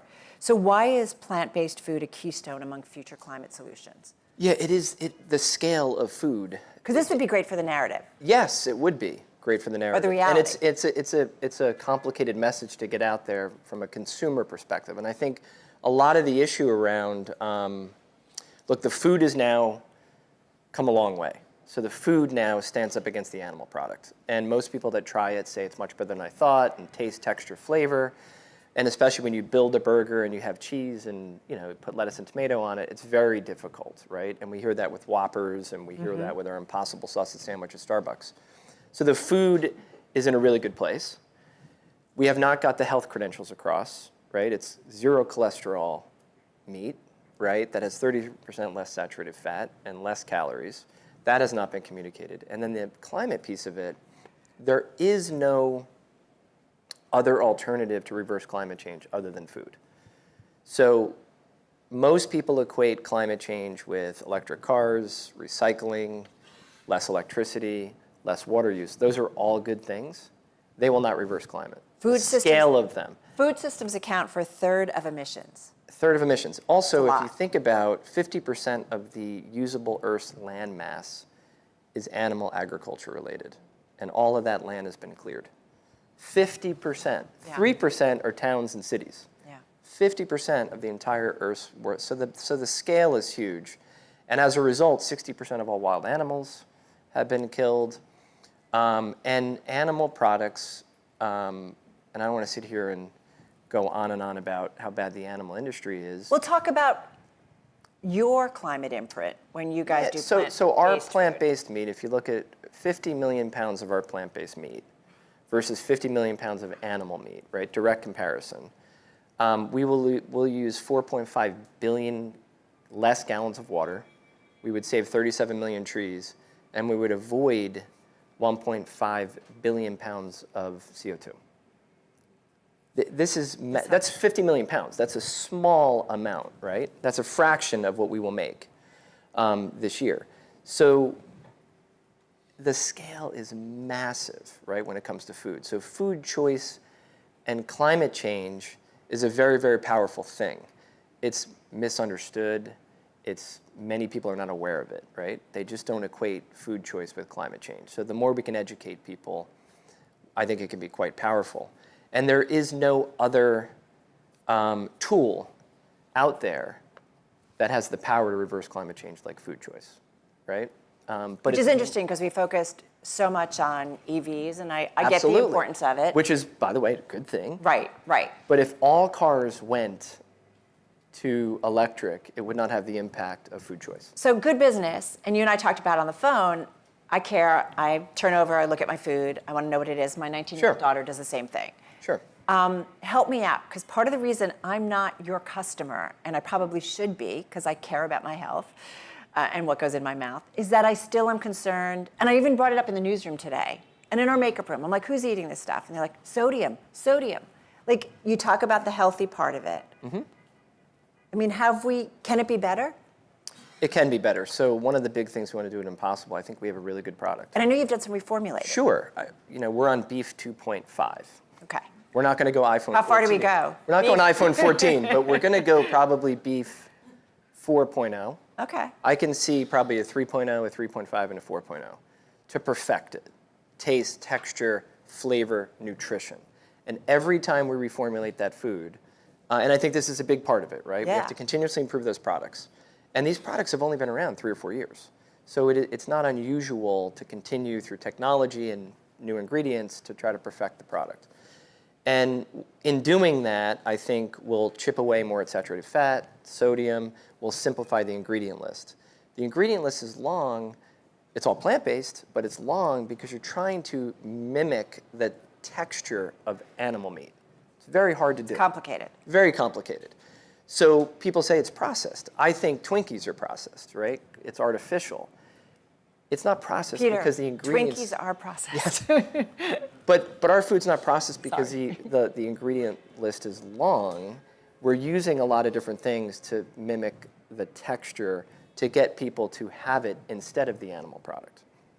But it's all plant-based. Right. So I would much rather ingest that than something highly artificial look, processed is food that doesn't contain a lot of minerals and vitamins and protein, right?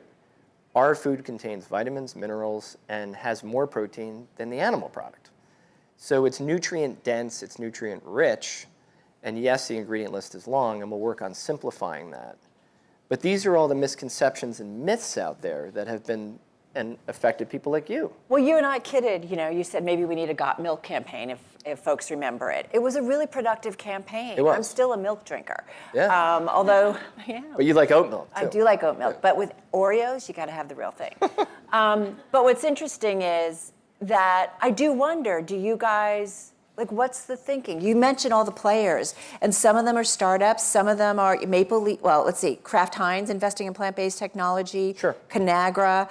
You've got Kellogg's, Morningstar Farms, we've talked about them. I mean, so these are some really established players. What do you as an industry, if you're trying to create a sustainable business that is good also for the climate, what are the conversations you're having? Are you not having them, and that's part of the problem? Yeah, no, I think in the spirit of total candor and honesty, we haven't had enough conversations. Mm-hmm.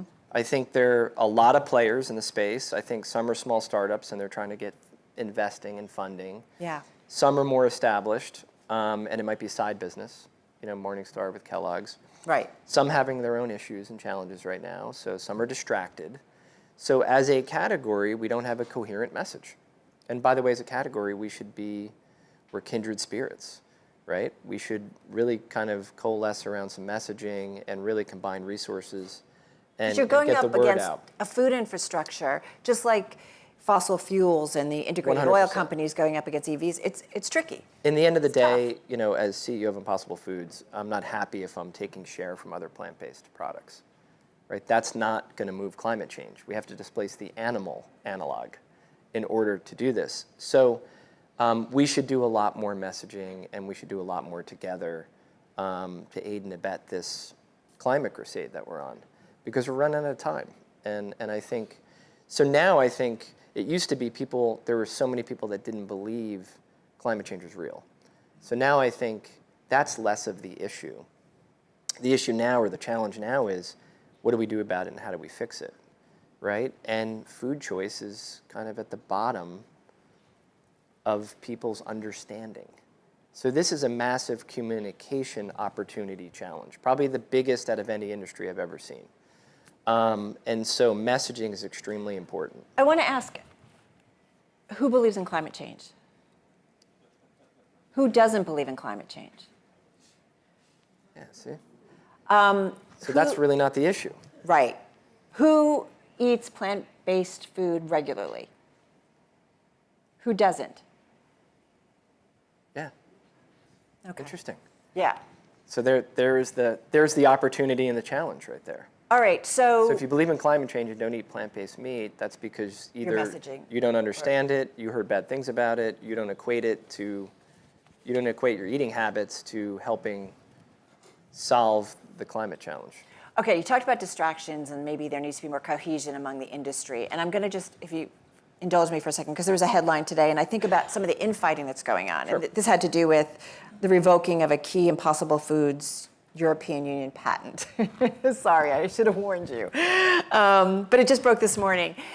Like, how does this kind of stuff distract you, or is this a problem? Or is it just litigation? I didn't read about it. Listen, I think, look, how we make our food is important to us. We have a lot of IP around and patents our food. are important, yeah. No question about IP. it, right? And making plant-based food taste as good as an animal product is not easy work, right? And we've spent a decade doing it. So we have a lot of IP around our food. And, principally speaking, we'll defend our IP. But I think it's a distraction. It's a distraction. To be honest with you. I think we have bigger fish to fry, and I think, we have a bigger opportunity to go after. And I don't really like all this back and forth. Like I said, in the end of the day, I think we should be a coalition of the willing, right, in this plant-based sector to try to take on the real competitor, which is the animal analog, right? And we're better together than individually. We don't have the might. By the way, just real quick, these plant-based companies are not large. I know. Right? We're not Tyson, been in business for 80 years, that's a Fortune 50 company. These even big plant-based companies are, $500 million in revenue. And so we don't have the muscle, the might, and the money, right? To go against the establishment. Now we could better do it, I think, together. Well, it's interesting. I used to do a lot of stuff with Chipotle. Sure. And Steve Ells and his team, and I know it's a different team now, and talk with Brian Nichols over there. Yeah. But when they started that company, they really were trying to do food in a different way and produce it.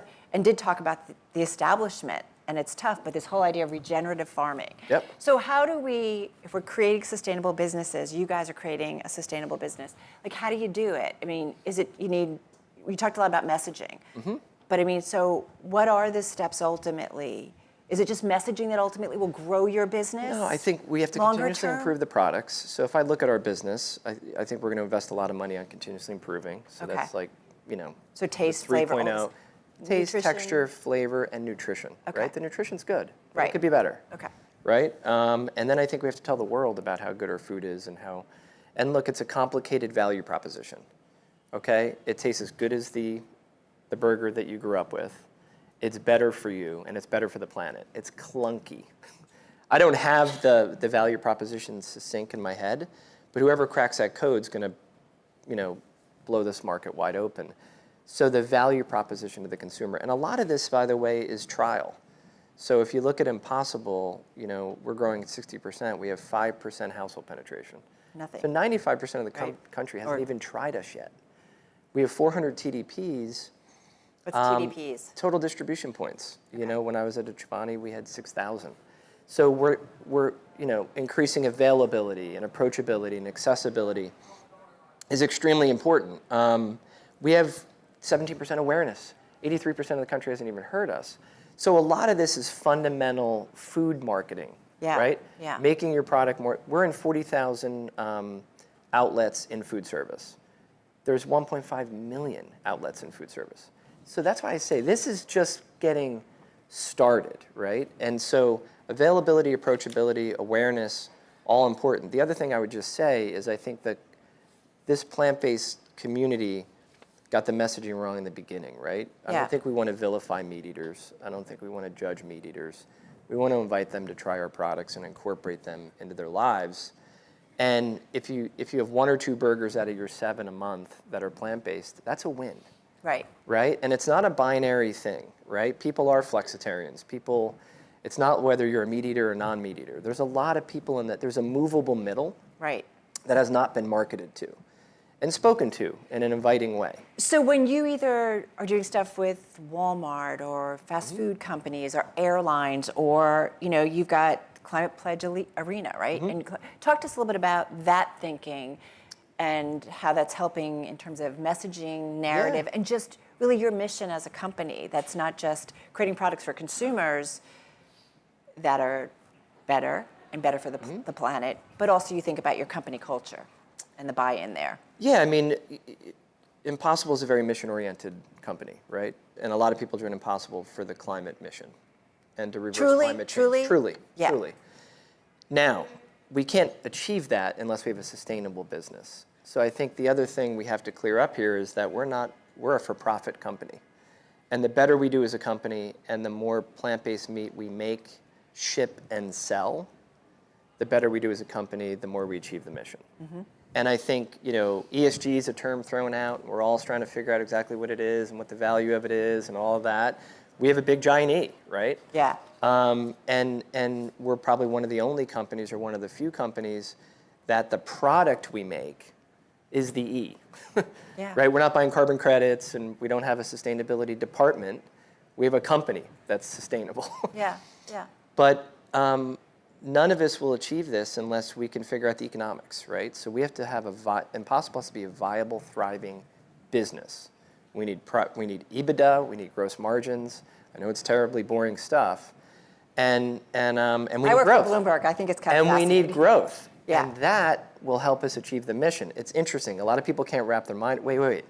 So you want to be this business that makes money and profit in order to achieve the mission? Yes, we have to. And I think that's the other thing that's happened. You've seen a lot of these companies come and go in the plant-based space. Well, do you think then the timeline for the plant-based industry, we need to maybe rethink it a little bit? Like, is that it? Or do you think the next year, or is it 2 years, that the growth just incredibly No, I think it's a marathon, not a sprint. I do. I think it's not. The world is moving in a plan. I think it's 5 to 10 years out. I think the world is moving in a plant-based direction. That's undebatable. There's not enough animal meat to feed the population. Right. And you saw the droughts over the summer, and input costs are up, and they're culling herds, and animal products are up 23% in the last 16 months because water usage and drought and grain and war. And so this is inevitable, and it's essential to happen, where people are going to need to eat more plant-based products. And then in terms of pricing, where do you feel like plant-based will ultimately settle in kind of the pricing spectrum of food and protein food? Yeah, and I think that's another thing where it's been thrown out like, oh, the plant-based industry doesn't work because the pricing, right? So if I just look at Impossible, you can look at our data. In 2 years, we've gone down 23% in price, and the animal's gone up 23%. So we're less expensive than grass-fed and organic beef. Because you could go lower, or because you purposely I think we will continue to go lower over time. And I think the animal analog will continue to go up. It's just more efficient. Growing soybeans and pea protein requires a lot less water. It's a lot more efficient, right? It's easier to ship, so your freight is less. The factories require less employees. It's a more efficient supply chain, much more efficient supply chain. So I think with scale, plant-based continues to come down. And I think I see no path but the animal analog to continue to go up because of input costs. Do we have any? I want to see if we have any questions. Any questions? Hi. Hi. We do have a couple of audience questions. How do you see entrants like Notco playing in the same space as Impossible? I applaud it. I think Notco is a good company. I think it was smart to do the deal with Kraft. If you think about it, they're making plant-based alternatives. And then you have a Kraft Heinz that has might muscle distribution. And so, Notco has the food. Yeah. And they kind of hitched onto the wagon of distribution, right? I think it's a smart joint venture or whatever they're calling it. I applaud it. Can you continue to go alone? We can. Do you want to? But I'm open to partnerships. I think whatever it takes to scale, we should be open to, right? Because there's a larger thing at work here. Yeah. So I'm very, very open to partnerships.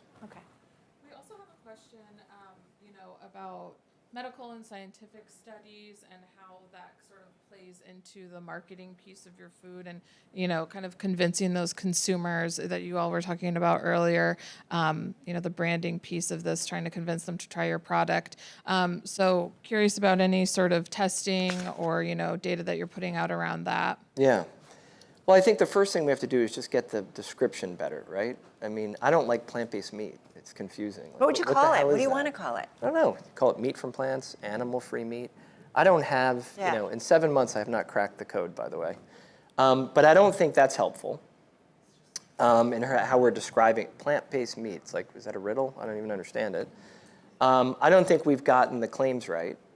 So we're 33% less saturated fat, yet I hear people say our stuff is high in saturated fat. It's 33% less in the animal. Yeah. Period. Tom we Brady, have zero cholesterol. Hey, I hear Tom Brady's available for some advertising. Oh.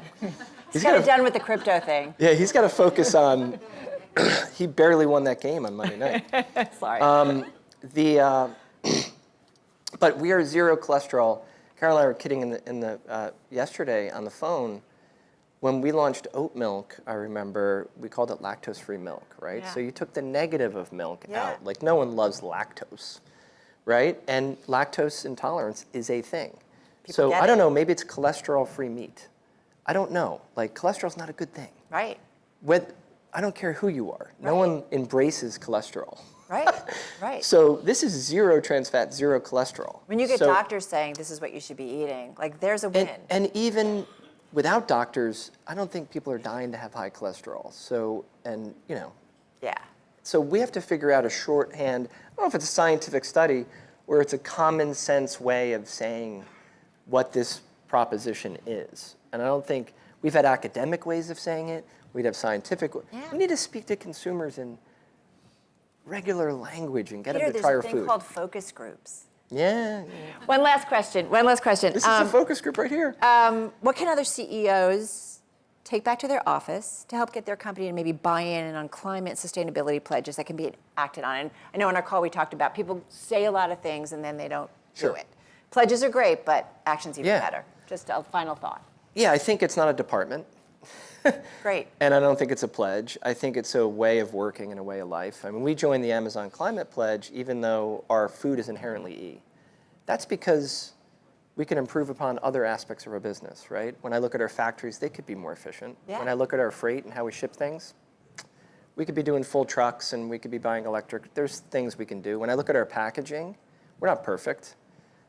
We could do better on our packaging. So I think if everyone I think it's a consciousness and it's a mindset. Yeah. I think if everyone just looked at their business, and all these little things go a long way. It's a core. I always think that. And to me, it's a mentality, and it's a way of working versus a pledge and versus a department.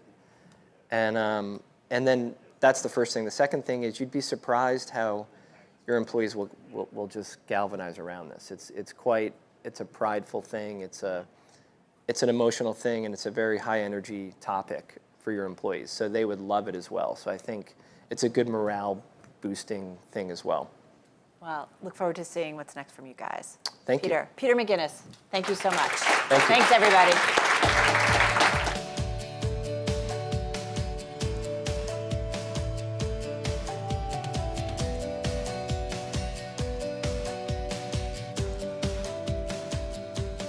Please welcome to the stage Shaheen Contractor, ESG Research Analyst at Bloomberg Intelligence, and Katrina White, Sustainable Finance Associate at Bloomberg NEF, for a conversation with Bloomberg's Meg Szabo.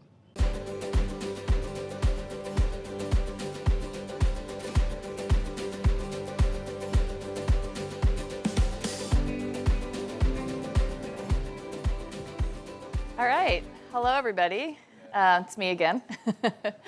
So we thought it might be a fun thing to do shortly before. We have one more session before we get to our lunch break, but just to hear from some of our Bloomberg experts, since we are covering climate from so many different angles at Bloomberg. So I have two of my colleagues here from Bloomberg NEF and from Bloomberg Intelligence, just to kind of answer your questions. So we will put the QR code up again. Just submit as many random questions as you want about whatever topic is currently of interest to you. But I've got a couple of questions of my own, and then I will also work in your questions as we go through.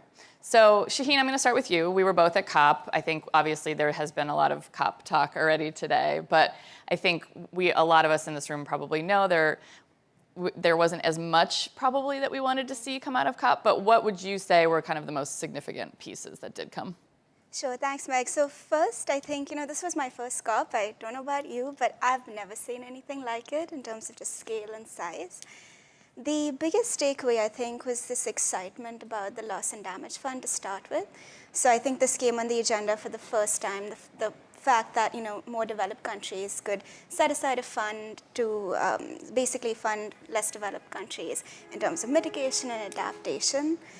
The frustration, as you mentioned, was around emission reductions, right? The fact that we didn't really build upon what we saw last year at Glasgow. And that was the major frustration. All the reports around, temperature and warming, I think was fresh in everyone's mind. So there was this real angst that I could sense on the ground. I think on the ground, though, more nuanced discussions were around, one, carbon markets. I felt like that was the most polarized topic. You had one set of people who thought it was quite a legitimate transition, solution, and then a whole other set just thought it was the devil. And there was no in between. It was just this completely polarized topic. And then the second one was around carbon reduction goals. So I think everyone recognized that companies are setting carbon reduction goals at a pace we've never seen. But we need plans, we need actual sort of implementation, we need more information so that it's not just paper decarbonization. So those were sort of the two takeaways and more sort of on the ground nuanced conversations I had at least. Yeah, interesting. And Trina, then to you, so obviously going to the targets and the carbon reduction targets that we've been talking about, in absence of some of the action maybe we were hoping to see, what are business and finance now kind of doing to pick up the slack on those issues? I think a lot of the time when we maybe are let down by global policymakers or someone gets elected into office and doesn't necessarily have a climate agenda, we've seen the focus turn to the private sector. And I think this is no exception. We've built up quite a lot of momentum in the private sector during the last presidential administration when there was less going on at the national level. And a lot of that momentum is just continuing to build. We've seen coalitions of private sector actors build around these issues. The RE100, that's a coalition of private sector companies that are aligning to 100% clean electricity. The Science-Based Targets Initiative, so companies declining their emissions alongside the Paris Agreement. We're seeing on the financial side last year, the GFANZ, the Glasgow Financial Alliance for Net Zero. It's 500 plus financial institutions aligned with net zero emissions by 2050. And so none of these are going away. And in fact, the pressure on these coalitions is really stepping up. There's pressure from multiple angles. There's stakeholder pressure, so investors actually engaging with companies on these issues. The Climate Action 100, which is a group of massive investors working with some of the heaviest emitting companies to both disclose their emissions, disclose their climate risk, and also start to take progress towards those targets. We're not going to see this pressure go away. This is what customers want. This is what we were just hearing earlier from Impossible Foods. Customers want this. Individual investors want this. Asset managers are going to start to see the pressure coming down the line from younger generation investors in particular. Just last week, the Stanford Business School put out a survey saying that 80% of millennials and Gen Z investors want their asset managers, their money managers, to engage with companies on climate. So we're not going to see this go away. I think one of the things I've heard so far today is, obviously we've had all of these target setting has been a big thing and everybody's been making net zero, but now wanting to move, okay, how do we move to implementation? I think we heard Selwin Hart say that, how do we take that next step? So what is it that companies and investors can do now to kind of move from that to that implementation phase in 2023? Yeah, that's right. And Shaheen was also just mentioning this on the national level. And so we're starting to get into what my colleague the other day referred to as the era of interim targets. And so what I mean by that is a lot of companies set these goals in the last 5 or 6 years, with 2025 seeming far away. And so a lot of companies, when they set a 2050 goal, they'll also set an interim target to keep them on track for maybe the early 2020s out through 2030. And those interim targets are coming up, and we're starting to notice this. So I mentioned the RE100. There's actually been a couple of companies that have already missed their interim target for 2022. And right now it's showing up in kind of a footnote in their sustainability report. But investors are going to catch on to this. We at BNF are going to be tracking this. We're going to be putting out research on this. And companies are increasingly going to see their stakeholders say, you set this target, where's the actual progress toward it? Where's your clean energy procurement? Where are your carbon offset retirements, et cetera? Jean, anything you wanted to add to that as well? I would just agree with that. I think you mentioned the interim targets. So that's actually something that came out of COP also. It was this document on sort of if a company has a target, sort of what are the outlines that it should have. And one of those were interim targets. So I just want to sort of reinforce that. And I feel like we are seeing a little bit of progress towards implementation. Another thing that came, I think, while we were at COP is the UK regulators proposed a new, well, it was a law, I think, but it was basically around the fact that if you have a goal, you have a plan to meet that goal. And I think that's where we want to go. And what do you see typically that is included in a successful plan to get to that implementation? It really comes down to the solutions that the company is implementing to meet those goals. So it's about capital expenditure, it's about basically what investments are you taking to meet those goals. And what I find really useful is some kind of financial analysis over that. So is it NPV positive? In what situation does it have a positive rate of return? In what situation does it not? Like, I'll give you an example of a steel company, but they have one of the most ambitious goals, but it's only IRR or rate of return positive if steel prices stay high. Now, what are the chances of that? Who knows? So assumptions, financial returns, plans, all of the above. Yeah, and forward-looking. Forward-looking. Yeah. So let's turn to the climate bill. As you mentioned, we did have an era where there wasn't a lot of climate action on the policy front in the U.S. Now we have a big plan. So why don't we start with you, Trina? What do you kind of see as we're moving into 2023? Like, what impact is that going to have on climate action for us? Yeah, absolutely. I think we can all celebrate that this was really the first huge climate success in the U.S. And at BNF, a lot of our different teams across content coverage have been looking at how this will impact, electric vehicles, solar, wind, et cetera, on a really detailed level. But at BNF, I focus on sustainable finance. And from financials, we often hear, we would love to transition our portfolio, we would love to be invested in more clean energy, but there's just simply not enough projects. And I think what we're going to start seeing in the next couple of years with renewable costs declining thanks to the IRA, we're going to start to see many more opportunities and developers really stepping up, and that's going to help financials also get really invested in this space. So I think we're going to start to see that really accelerate.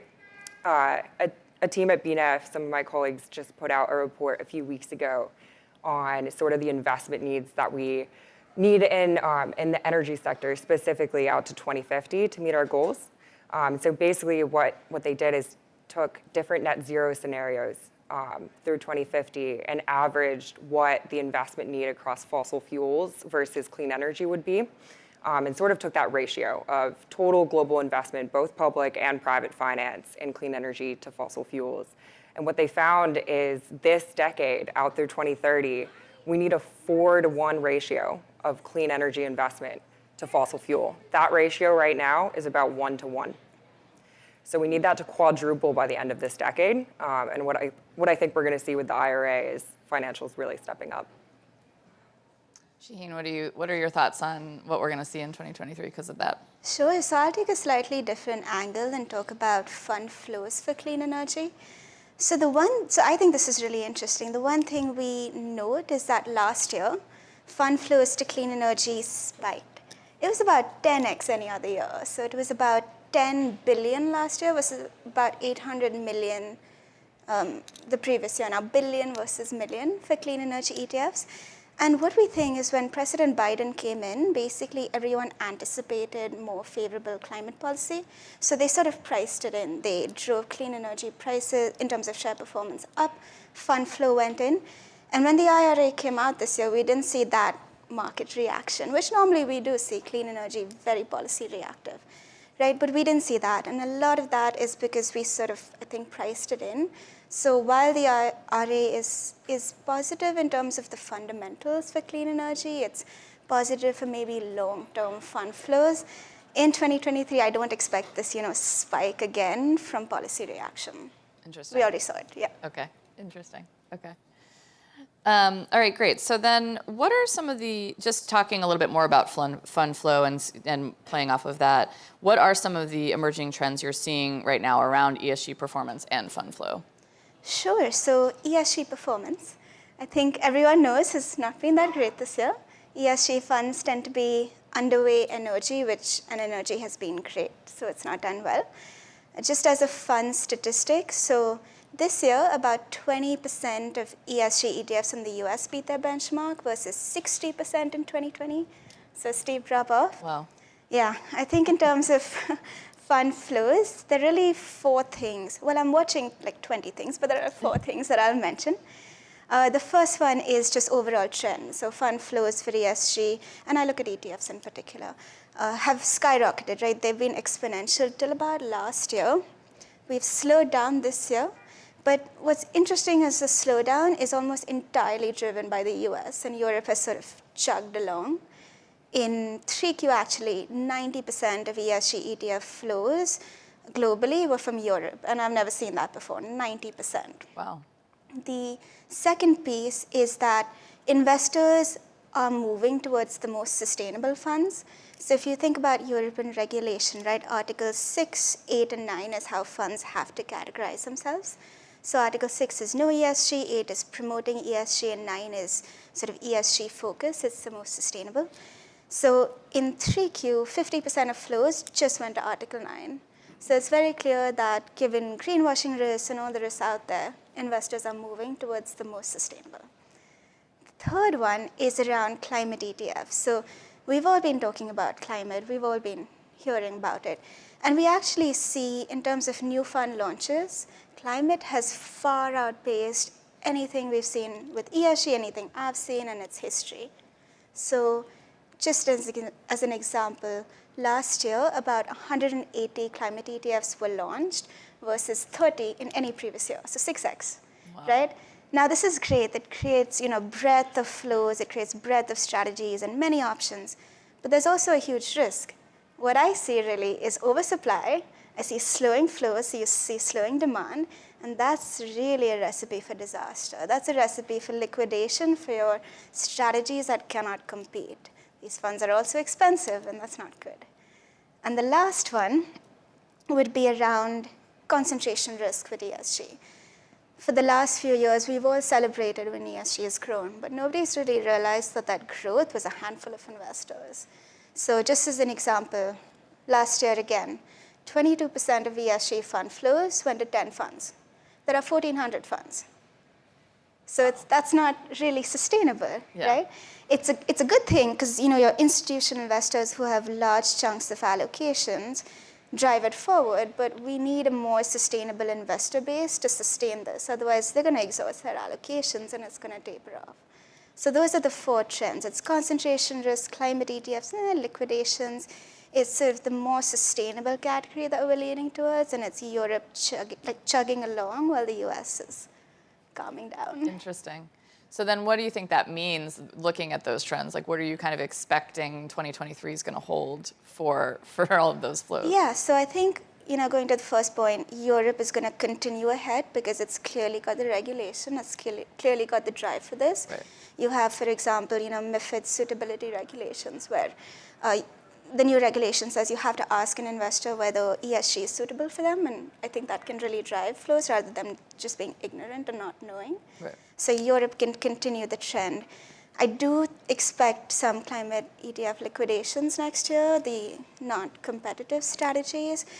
I think in terms of flows, we could see a lot of cyclicality, right? I mean, huge chunks of money come in, flows go here, that one flow will go out, people will cry.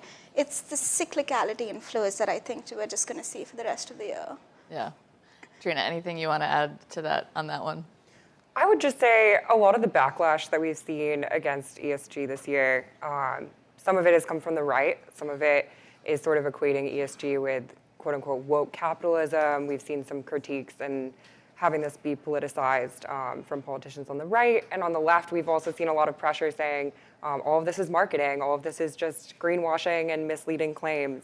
And what I hope that we'll see in 2023 is that some of this backlash will lead to some clarity around what ESG actually means. Is it just holding tech stocks in your portfolio that underperformed this year? Or is it actually investing in what we call the transition? So actually investing in technologies that we think will help us reach net zero. So I'm hoping that this provides a lot of clarity in 2023 and starts to become a little bit less politicized, because at the end of the day, a lot of this is about opportunity, and it's also about managing risk. So it's really just making sure that fund managers are taking a look at all of the risks posed to the companies in their portfolio, and a huge one is climate. All right, data. Something that we all talk about all the time, and the lack of kind of standardization of data. You know, one of the things, Shaheen, I know that you look at a lot is the fact that there's a lot of historical data, but what about forward-looking data? And you kind of reference that a little bit too. So how do we start to move to a place where we have data that really helps with what we're talking about a bit more, and more to a less historical and more forward-looking? So first, the importance of forward-looking data. The biggest complaint I've gotten is, Shaheen, all this ESG data, it's historic. Investment analysis is forward-looking, and we need to get that, right? ESG needs to be more forward-looking. The easiest way to fill that gap is by analyzing targets and goals, right? Not so much where a company is, but what is your target? So that's the first point. We've started to see that. Actually, we've seen it quite a lot for climate. So companies are setting carbon reduction goals. But I would love to see that beyond it for more material issues that companies are facing. You know, say a cement company, yes, carbon is material, so I want to see a carbon reduction goal. For a miner, I probably want to see a water reduction goal. For a food company, maybe a sustainable sourcing goal. So it's sort of merging goals with materiality. If you ask me, that's my dream data set. It's like my wish list. So that's the first thing. The second example of maybe a more forward-looking metric is looking at which companies link their executive compensation to ESG issues, right? Linking money to something is a very clear driver. I mean, if my annual bonus depends on it, I'm going to do it. Yeah. So that's another way to see which companies can really drive change into the future. It's part of my presentation later today. Yeah. Yes. She will be giving a larger presentation, so stick around. That is an interesting thing. I think that's a new trend that we haven't heard before, which is this linking of compensation. How is that happening? A lot. Is that happening a lot, or is it? What's kind of the percentage of companies that are actually? 27% of the Russell 1000 have some sort of ESG linkages to the executive compensation, much more than we've seen in the past. Yes. Okay. Much more. That's great. That's very encouraging. Anything on the data front that you would like to see more of in 2023 as you're watching on the BNEF side? Yeah, well, I think we're going to see a lot more of climate data, and maybe this actually brings us to some of the SEC regulations. So here in the US, we've been kind of a bit behind when it comes to sustainability data regulation specifically. But in this past year, we've started to see regulators really step up in line with the EU. And through the two SEC proposals, I think we're going to start to see a lot more data, both from the corporate side and also from the investor side. So relevant to public companies in the US, all public companies will start to have to report their carbon emissions data and also their exposure to climate risk under the SEC proposal. And investors, on the other hand, will start to have to clarify exactly what the labels on their ESG funds mean and what's sort of going into their assessment of corporate climate risk as well. And so I think we're going to see a wealth of data coming out of companies in the next couple of years. Of course, many of you might see that there's some pushback against the SEC proposal.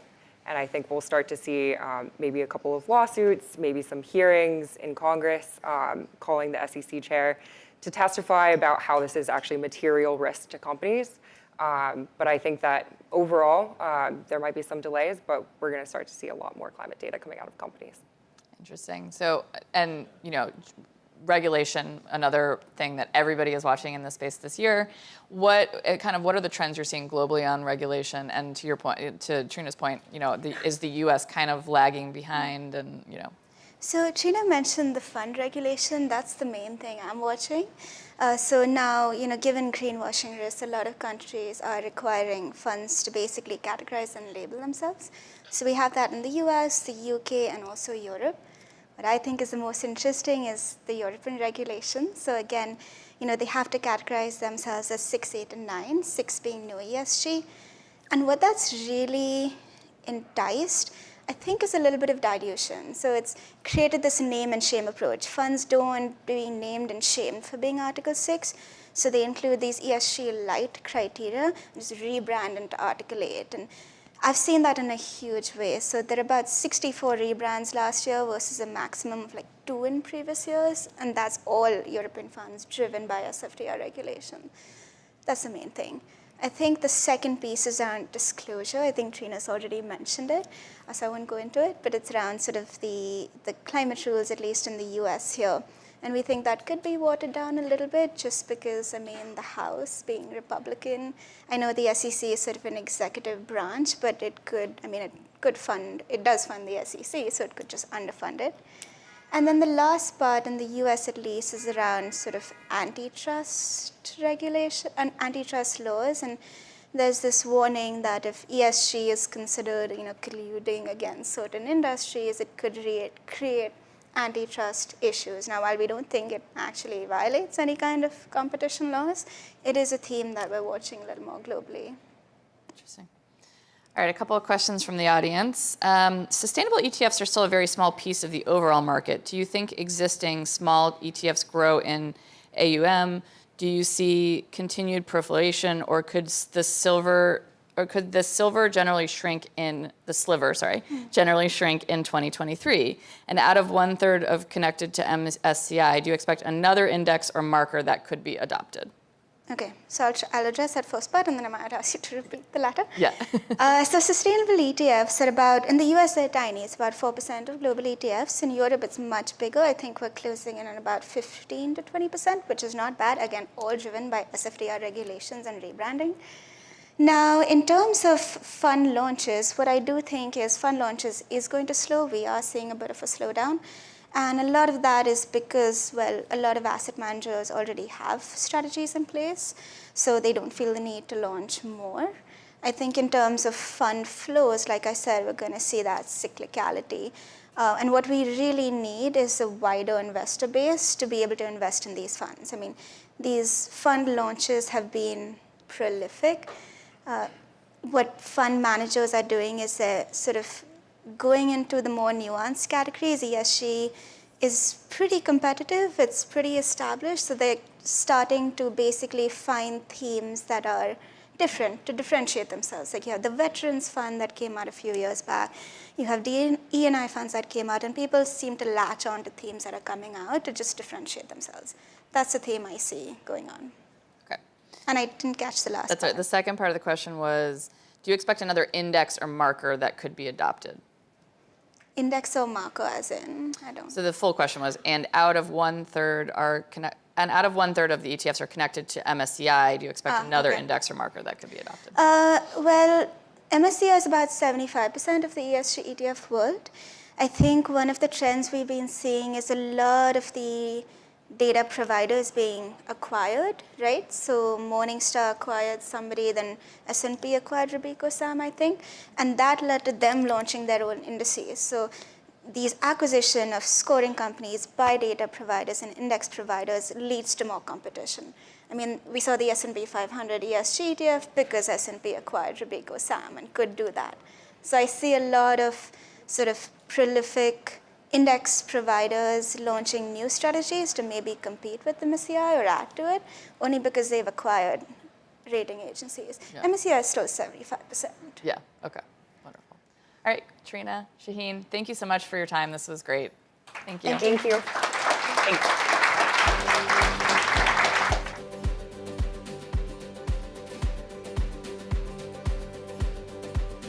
Please welcome to the stage Amalia Bryant, software engineer at Checkr, and Daniel Yanisse, co-founder and CEO of Checkr, for a conversation with Bloomberg's Kaylee Lines.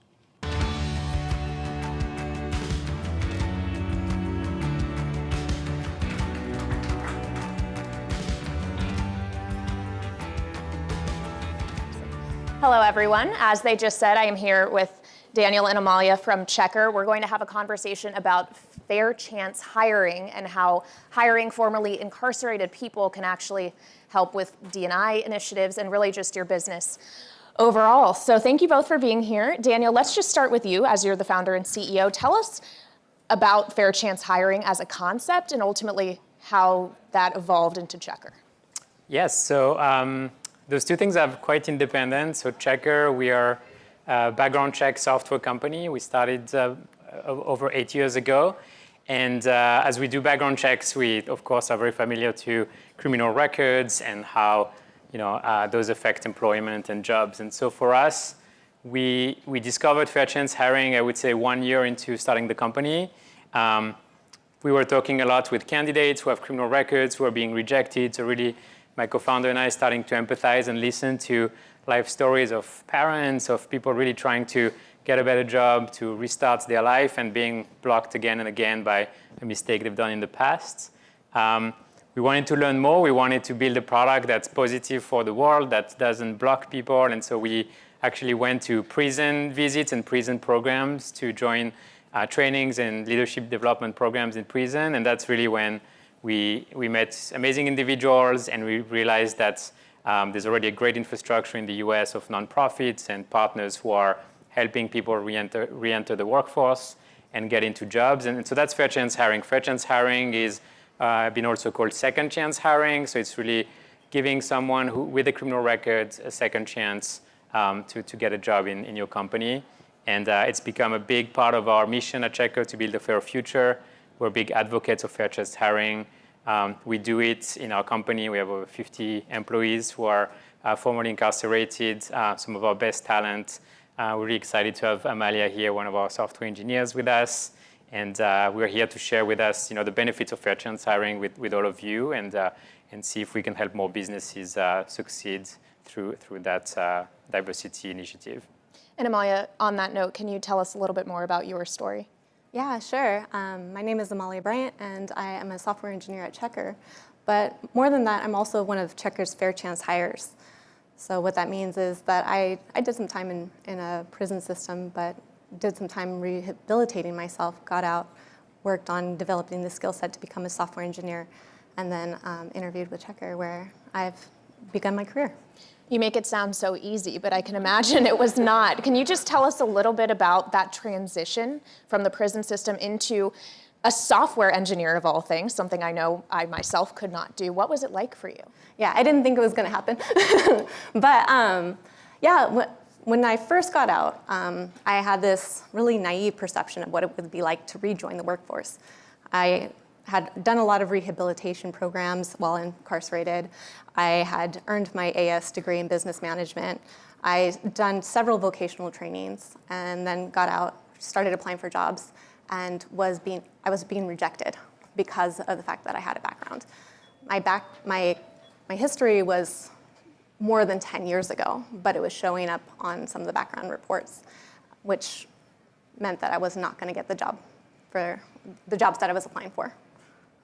Until Checkr came along. So Daniel, just walk us through your thinking, what you saw in Amalia, and if there are enough companies like yours who are willing to give second chances to people like her.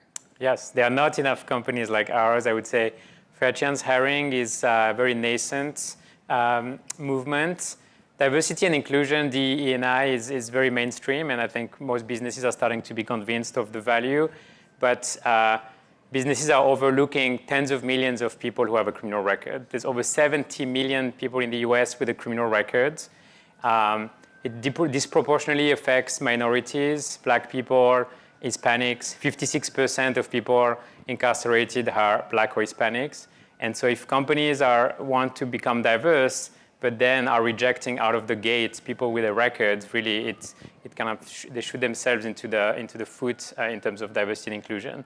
So I think that the reason why companies don't do it as often is because of fear and also the myth of someone with a criminal record is going to be a danger or risk to your business. And so at Checkr, since we're in the data, we see the people, we understand the nuance of criminal records, we realize that there's a lot of value, and we want to debunk some of the myth that everyone with a record is a bad person that should never get a job. That's not the truth. And Amalia and many of our Checkr employees are some of the highest performing, most promoted people in our company. And so we want to bring those benefits to other businesses and make it easier to hire. I mean, it's not that, I think many CEOs and HR leaders want to potentially give second chances, but I think implementing it and actually doing it, there's a lot of friction, a lot of paperwork, a lot of legal barriers. And so we want to kind of help companies do the first step and get started in fair chance hiring so they can get some of the great benefits in terms of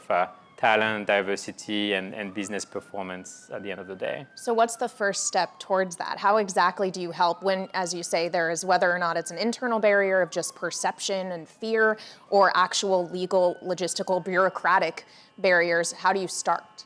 So I think the first step is really buy-in from leadership.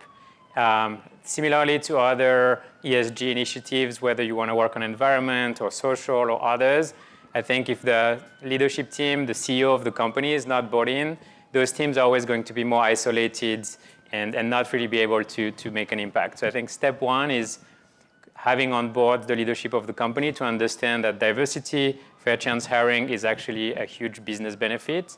Once you're there, then there are steps to get the workforce and the employee base comfortable and excited about those initiatives, piloting and doing experiments in small teams of, let's get started with one small team to, partner with Checkr, a nonprofit, to do an internship program or apprenticeship program to get started. And from there, you can prove the value and continue. So that's what we've been through. We've made a lot of mistakes and learnings at Checkr. And we have a Checkr Foundation, checkr.org, where we open source and share all of those learnings for free. And we also organize workshops for other business leaders who want to start on that journey. And obviously getting started is an important step one, but it's one thing to get someone in the door. It's another thing to keep them there and enable them to climb the ladder, essentially. So Amalia, how are you thinking about not only the chance to be hired by a company like this, but making sure that those people, once they are in the door, actually can succeed and further their careers along the way?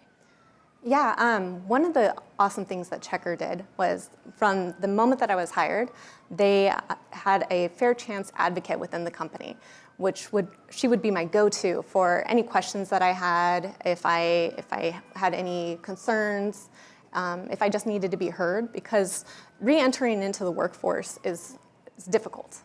You have this perception of your supervisor as an authority figure, because usually in like a prison system, there's somebody that has punitive power over you. So being able to have somebody to help me kind of switch that role, in addition to having really supportive supervisors that were focused on my growth and supporting me regardless. I think that those two things were really important. And then another thing that Checkr also does to support me is we have a community resource group of Fair Chance ambassadors. And so basically this is a group of people like me who have also been formerly incarcerated, and they can also provide that support if something's happening during the day, something comes up, like there's that support there, the people who also understand what it's like to have been incarcerated and are working in a company. So if a company is looking to do more fair chance hiring, it's not just about fixing your hiring practices or widening the net. It is also about making sure internally there are resources available to help those people, essentially, is what you're saying. Do you think you could have succeeded otherwise in that transition had those not been available? I think that the chances of being successful would have dropped slightly. Okay. I think that having those resources in place helped retain me. And obviously, resources are resources. It is a business decision at the end of the day to expend those. So as a business leader, talk to us about, you've mentioned how having more diversity in this form can be good for your business. But can you just talk us through about how you really see that translate? Yes, so I assume that most of you are bought in that diversity, drives to better business performance. I think over the last decades, lots of studies from McKinsey and others that if you have a diverse workforce, your company is going to be more creative, you're going to have a better culture, people are going to be more excited to join your company. So that's definitely something we've seen at Checkr and we believe in. And for fair chance hiring, I would say, if you really are serious about diversity, you have to think about fair chance hiring in the hiring process to allow qualified talents to come into your company. I'd say there's other business benefits. So at the end of the day, I think all of those initiatives, diversity, fair chance hiring, ESG, that companies do them really sincerely if they believe in the business value. I think it's great to feel good, but at the end of the day, businesses are focused on profits and they want to succeed and win market share, and that's the truth in the board and with any CEOs and leadership teams. And so I think the most important is to link this to see how can we build a more profitable, faster growing company thanks to these initiatives. I think about two things, your customers and your employees. So your customers, your industries are very different. For us, our customers care about talents, they care about brands. And so fair chance hiring can allow our customers to improve their brands, to attract Gen Z talent, to have a purpose-driven company with values. Like that's important today can be important for customers to achieve their business needs. Another topic that's top of mind is the talent shortage, right? There's not enough workers, not enough immigrants. But there's tens of millions of people, qualified that are overlooked with a criminal record. So I think if you can connect the customer value, the employee value, your employee brand, customer brand of your company as well to be differentiated, to diversity or to fair chance hiring, that's how you drive better growth with your customers, better profitability by having strong talents that you retain. So to me, I would really focus on what's the business case in your company for fair chance talent rather than just the feel-good right thing to do, which is also very important, of course, but so much more powerful when it's aligned with the business priorities. So Amalia, for you and this broader community you've spoken of with Checkr and those like you who you've been able to work closely with and discuss your experiences with, how do you see them adding that value? And can they bring a different kind of perspective that would otherwise be unheard in a business environment? Yeah, for people who have been incarcerated, I can't even begin to describe what that experience is like. For me, working for Checkr, my experience having been the candidate that's applying, I can provide that feedback into our product. I can talk to what it was like to get that email saying, you're not going to be hired because this is on your record. So yeah, there's going to be those unique experiences that people have had re-entering in society that, depending on the business case, would be valuable there.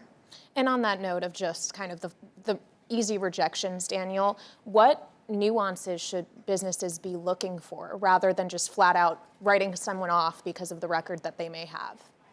Yes, so the background check process is very complex. Criminal records are very diverse, different in every jurisdiction.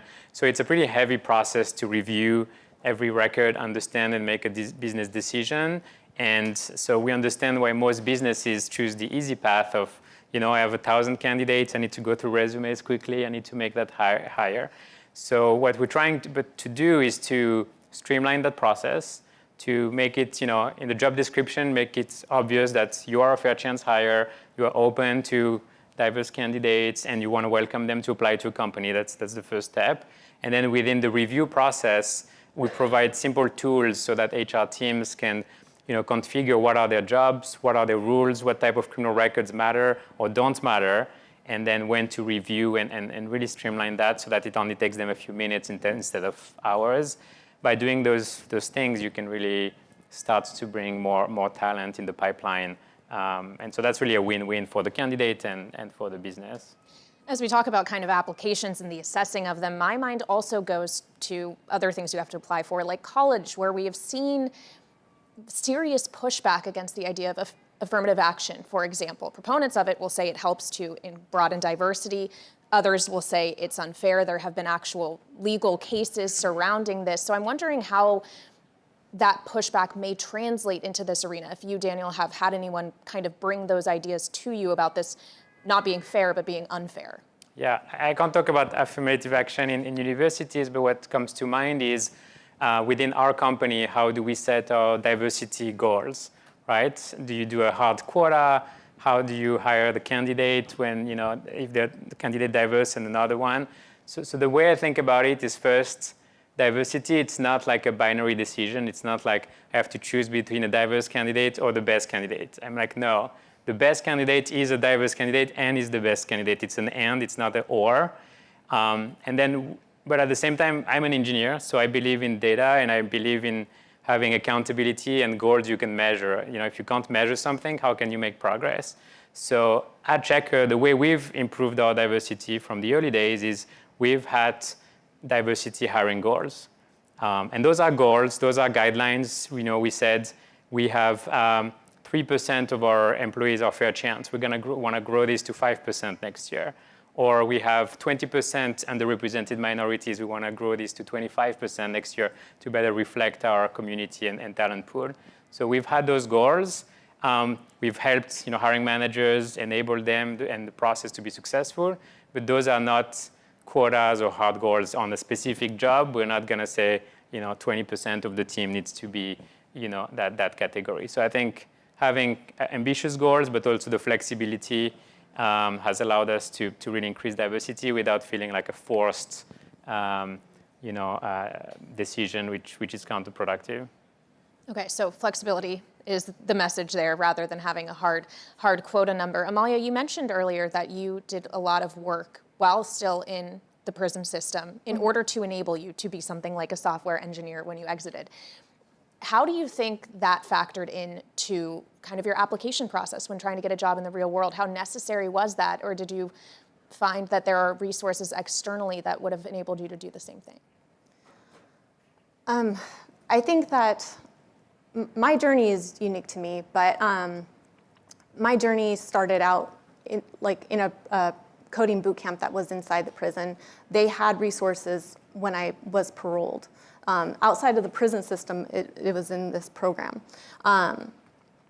And they were actually the ones that were able to help me continue to foster my skills and help me with the resume writing process. So I think that those kind of programs are very essential for people like me.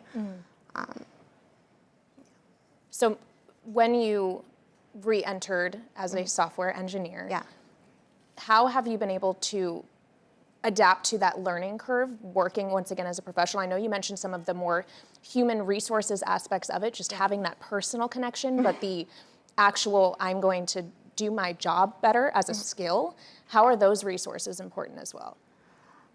I think that when I started with Checkr, I already had this skill set. So for me, it was just a matter of learning maybe some tools that corporate America probably takes for granted. Like I had to learn how to use Zoom when I first got out, and I had to learn how to use Google Suite. I didn't have access to those things. So I think that the way that Checkr was able to support me through learning those things was the actual community resource group that I mentioned with the Fair Chance hiring. And then also my team is very supportive. I can be very transparent and ask those stupid questions and not get penalized for it. There's no such thing as a stupid question. No, but it's a really good point. The world moves so quickly and evolves so quickly, and I'm sure there is a certain degree of catch-up that is needed for any time away. I mean, even if I were to put my phone away for a month, it probably would do tricks that it didn't do before I put it away. So that's definitely a consideration. Daniel, I know you mentioned you were working at getting this practice to be adapted by more businesses. Can you walk us through those efforts in particular? I understand that I have it written down. You have an accelerator for companies that are interested in doing this. So can you tell us more about that? Yeah, so we really want to bring those benefits to millions of businesses around the world, small businesses or large companies. What's great is we see some good traction and adoption now. It is, Chase is a fair chance employer, Walmart, Microsoft, Slack. So it's really becoming more and more mainstream, which is really exciting. So we have a Checkr.org foundation. So we put 1% of our resources, the 1% pledge, into our foundation in order to provide free benefits to other businesses and education. So we have a boot camp and accelerator where we bring businesses through a multi-week program to be hands-on and really help them get the leadership buy-in, change the way they hire, get the HR team and legal team in place, start a small pilot to prove the value. So we're excited it's open to any businesses, and we want to continue to scale that through our nonprofit efforts. And the upskilling you mentioned is also very important. I think when we talk to candidates and work with other businesses, once they're bought in, the number one gap is the skills, and especially the tech skills, how to use Windows, Zoom, Google Suite, or Microsoft tools. Or email, those can seem like basic for professionals. We've done it maybe for many years, but that is a big gap for fair chance talent sometimes coming out of prison without those skills. So we try to partner with different nonprofits and places to kind of do a quick training onboarding. We're looking at doing that before the person starts, but also we want to do training during the job, right? So Amalia was able to get directly to a software engineering job, so like a high-paid, top tech job. But we also have a lot of people who maybe start in a lower position, like customer support or sales. And then we've seen many people succeed to go into management or to move to engineering potentially now that they were enabled and had that stability. A lot of this seems like it is the prerogative of the business itself, and just the private sector needs to be the one to be willing to do this and take this on. Is there anything that the public sector or on a more kind of broader governmental level do you think that could be done to encourage these kind of practices in businesses? For sure. I mean, I'm a business leader, so I believe that we can't wait for government to make changes. We have to move quickly as businesses to do. And the good thing is, like here, we're doing something great for building businesses, creating jobs, but also I think it helps society and people, be active workers and taxpayers and citizens rather than, being locked in a prison. So that is very much a win-win. And yes, of course, on the policy side, there are still many, many barriers. If you look at the financial service sector, there's lots of legacy rules and regulations that are extremely strict on felonies and criminality that could be updated to still provide, of course, safety against, fraud and risk, but also have, come into the 21st century and allow people to get a second chance, after they've proven themselves. So yes, for sure, the policy sector can make changes as well. But as businesses, we can't wait. We have to make an impact now. And Amalia, finally, what would your message to businesses be? Those listening online, those here in attendance who may be thinking about implementing these practices, what would you like to tell them? I think the message that I would like people to walk away with today is that fair chance hiring doesn't have to be scary. It doesn't have to be this big unknown thing. Like Daniel mentioned earlier, there are options to kind of take it slowly and get to know the people as people and not just as the number that they might have been in the system. There's growth. People do not stay where they were 5-10 years ago. There's change that happens. There's skills that are acquired. There's just so much more to a person as they re-enter society, and to not just look at the crime or the offense that happened, but look at who they are today. I would love for business owners to see that today. All right, the perfect note to end on. Amalia, thank you so much. Daniel, thank you as well, both of us joining from Checkr.